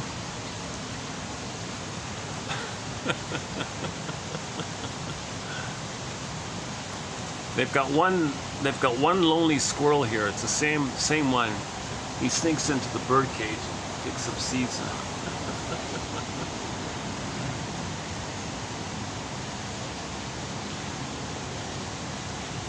This is a really nice place. This is really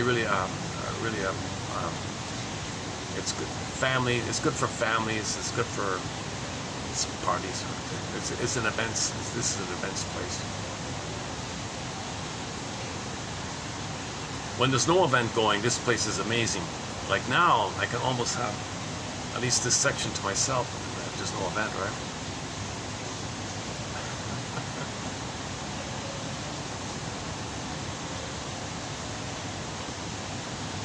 Okay, I think the trick is I gotta come here a little later after the lunch rush leaves and come in during that sweet spot between sort of 3 and 5 kind of times. Now it's 4:20, right? Let's put this back in.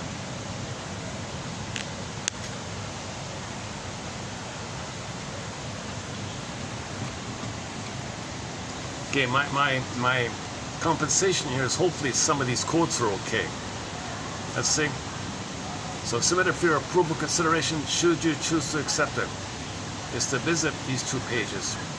We've got 1, 2, 3, 4, 5, 6, 7 quotes from Mr. Ross here, 23, and how many from the other one?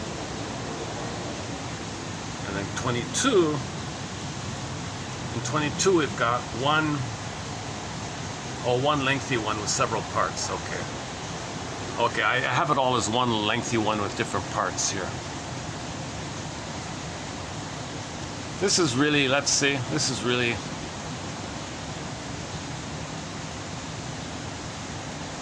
okay, 1, 2, let's just say that's 2. Let's put that together, 2. Okay, let's just say this is a good 3 quotes here. Okay, so 3, so 7 plus 3, let's say, so 10 quotes. So we covered 10 quotes here in this video. 33, 22, and 23. You'll find 10 quotes. Submit it for your proof of consideration. See if there's one of these quotes. Like searchlight. Which one do I like? Forget about 9. Fine, good. Discard 9. Put it away, it's okay. Find the one quote. Is it the one that Rinsley talks about? The difference between the idea of why some people think narcissism is a little more stable than lower functioning BPD, how that is. But Masterson says, what are you talking about? Most BPDs, codependents and pleasers, the chaotic ones, they're a little better off. Yeah, Barnett says the same thing. See, if the BPDs have the emotions are popping up, a little chaotic, it's crude, they don't understand it, they can't put words to it, no syntax. So it's good. But the narcissists have the implosion of the affect.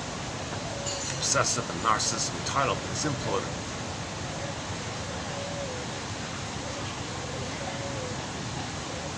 Put it this way, watch the show I Married Joan. Would you rather be friends with that tense, slightly pompous, maybe he looks a little funny, I don't know. The guy he plays the Magoo, the cartoon Mr. Magoo. Would you rather be friends with, put it this way, would you rather be friends with Mr. Magoo, let's say, or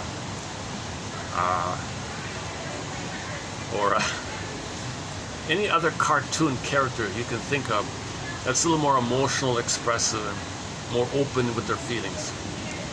Or would you rather be friends with Mr. Magoo, or would you rather be friends with, let me think here, what other cartoons are there? Oh my god, hang on a second. My goodness. Can you think of any cartoon characters that is like reflective and curious and asking questions? You know, like why this and why that? I feel this, what does that mean? If you can think of any cartoon character that has this kind of curiosity. Now,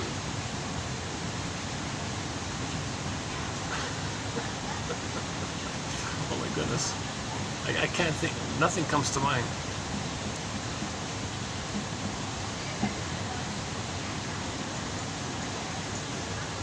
What up with the Spider-Man one? My senses are tingling. Something's telling me something. At least in the cartoon of Spider-Man, he says my senses are tingling. I feel something in me. My instincts are telling me something. At least there's something there's some sort of inner reference recognition, right? At least with Spider-Man, there's some kind of expression of what he feels inside, right? Affect, syntax. Apprehension, comprehension, curiosity. What does it mean?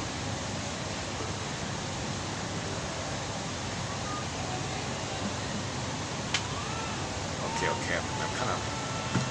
Oh, hang on a sec. Oh, this video is going to cut out in about 5 to 10 minutes. The switch to the memory chip doesn't work. I only have to build in memory. I only have 2 hours and 15 minutes roughly. This will cut. If this video, anytime this video just suddenly cuts out, that'll be the end of the video. I'll leave it there. But hopefully, I think I have about under 10 minutes left. So let's pick a song and wrap it up then. I feel like I can start the video now, actually. No. Let's wrap it up. Okay, let's pick a song. I mentioned self-saboteur, right? Should we close up with self-saboteur? Okay, let's hang Let's see, what else do we have here? What haven't we played in a while?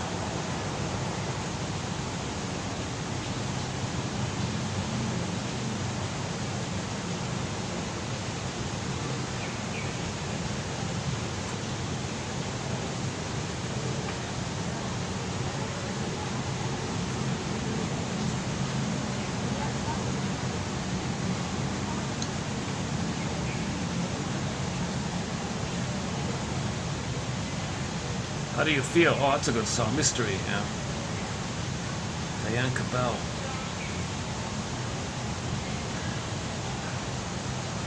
Oh, she'll be coming back, yeah. See pan around.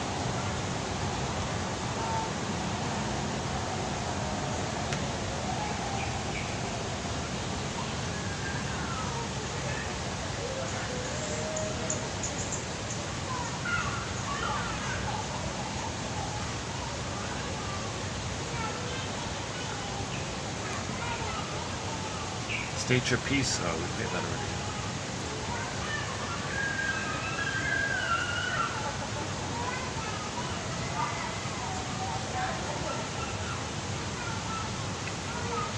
I don't remember if this is copyrighted. The Partridge Family. One of those nights. Yeah, it's a fun little song. Okay, this might have to be trimmed out. It's probably copyrighted. I don't remember. Okay, if you notice the video just stopping now, that's because I played It's One of Those Nights by the Partridge Family, but I had to trim it out, so it stopped at this point. But I'll try to play a fun little song by the singer David Cassidy. Or Tracy Bone. Oh, let me try a new one. Oh, hang on. Masakata. Let me just experiment with another song I haven't played yet by the singer Tracy Bone. Something called Lonely With You. Let's try this one, yeah. Okay, when this song ends, I'll hit the stop button here. Tracy Bone is an Ojibwe singer, indigenous musician. We have 4 of her songs on our soundtrack already. So here's one I haven't played yet. I just want to experiment with it myself. Okay, Lonely With You. Oh, interesting song lyric. I'm with you, but I'm still lonely, right? Avoided attachment style, screen idea, stage idea, disassociation, avoidant. You're there, but I can't connect with you. Yeah, lonely with you. Yeah, interesting. Okay. Okay, to be updated, some of this material I'll refresh and redo in future videos. I have to have some of these messy, crashed videos. Today's one of these crashed kind of videos. Today's a disaster. Exaggerating. But I want to have the opportunity to post a video so I can post the quotes in the description box. So I'm trying to get the quotes available in the description box. So I'm willing to post maybe a highly flawed, imperfect video so I can get the quotes out. I'm trying to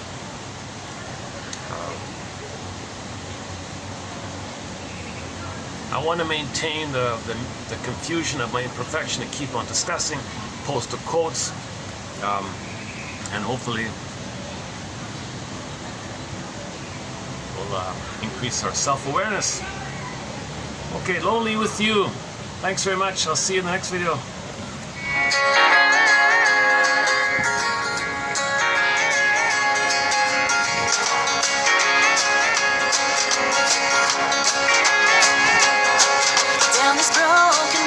Traveled. Life gets tough as it unravels. The lies they seem to surface fast. The dream had ended head on crash. Well, I'm okay. Met the man of my dreams today. I'm doing fine. Thanks for leaving me far behind. 'Cause if you never broke my heart in two, I'd still be lonely with you. Lonely with you.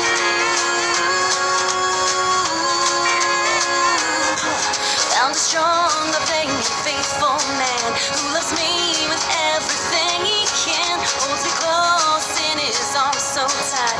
Loves my fears away.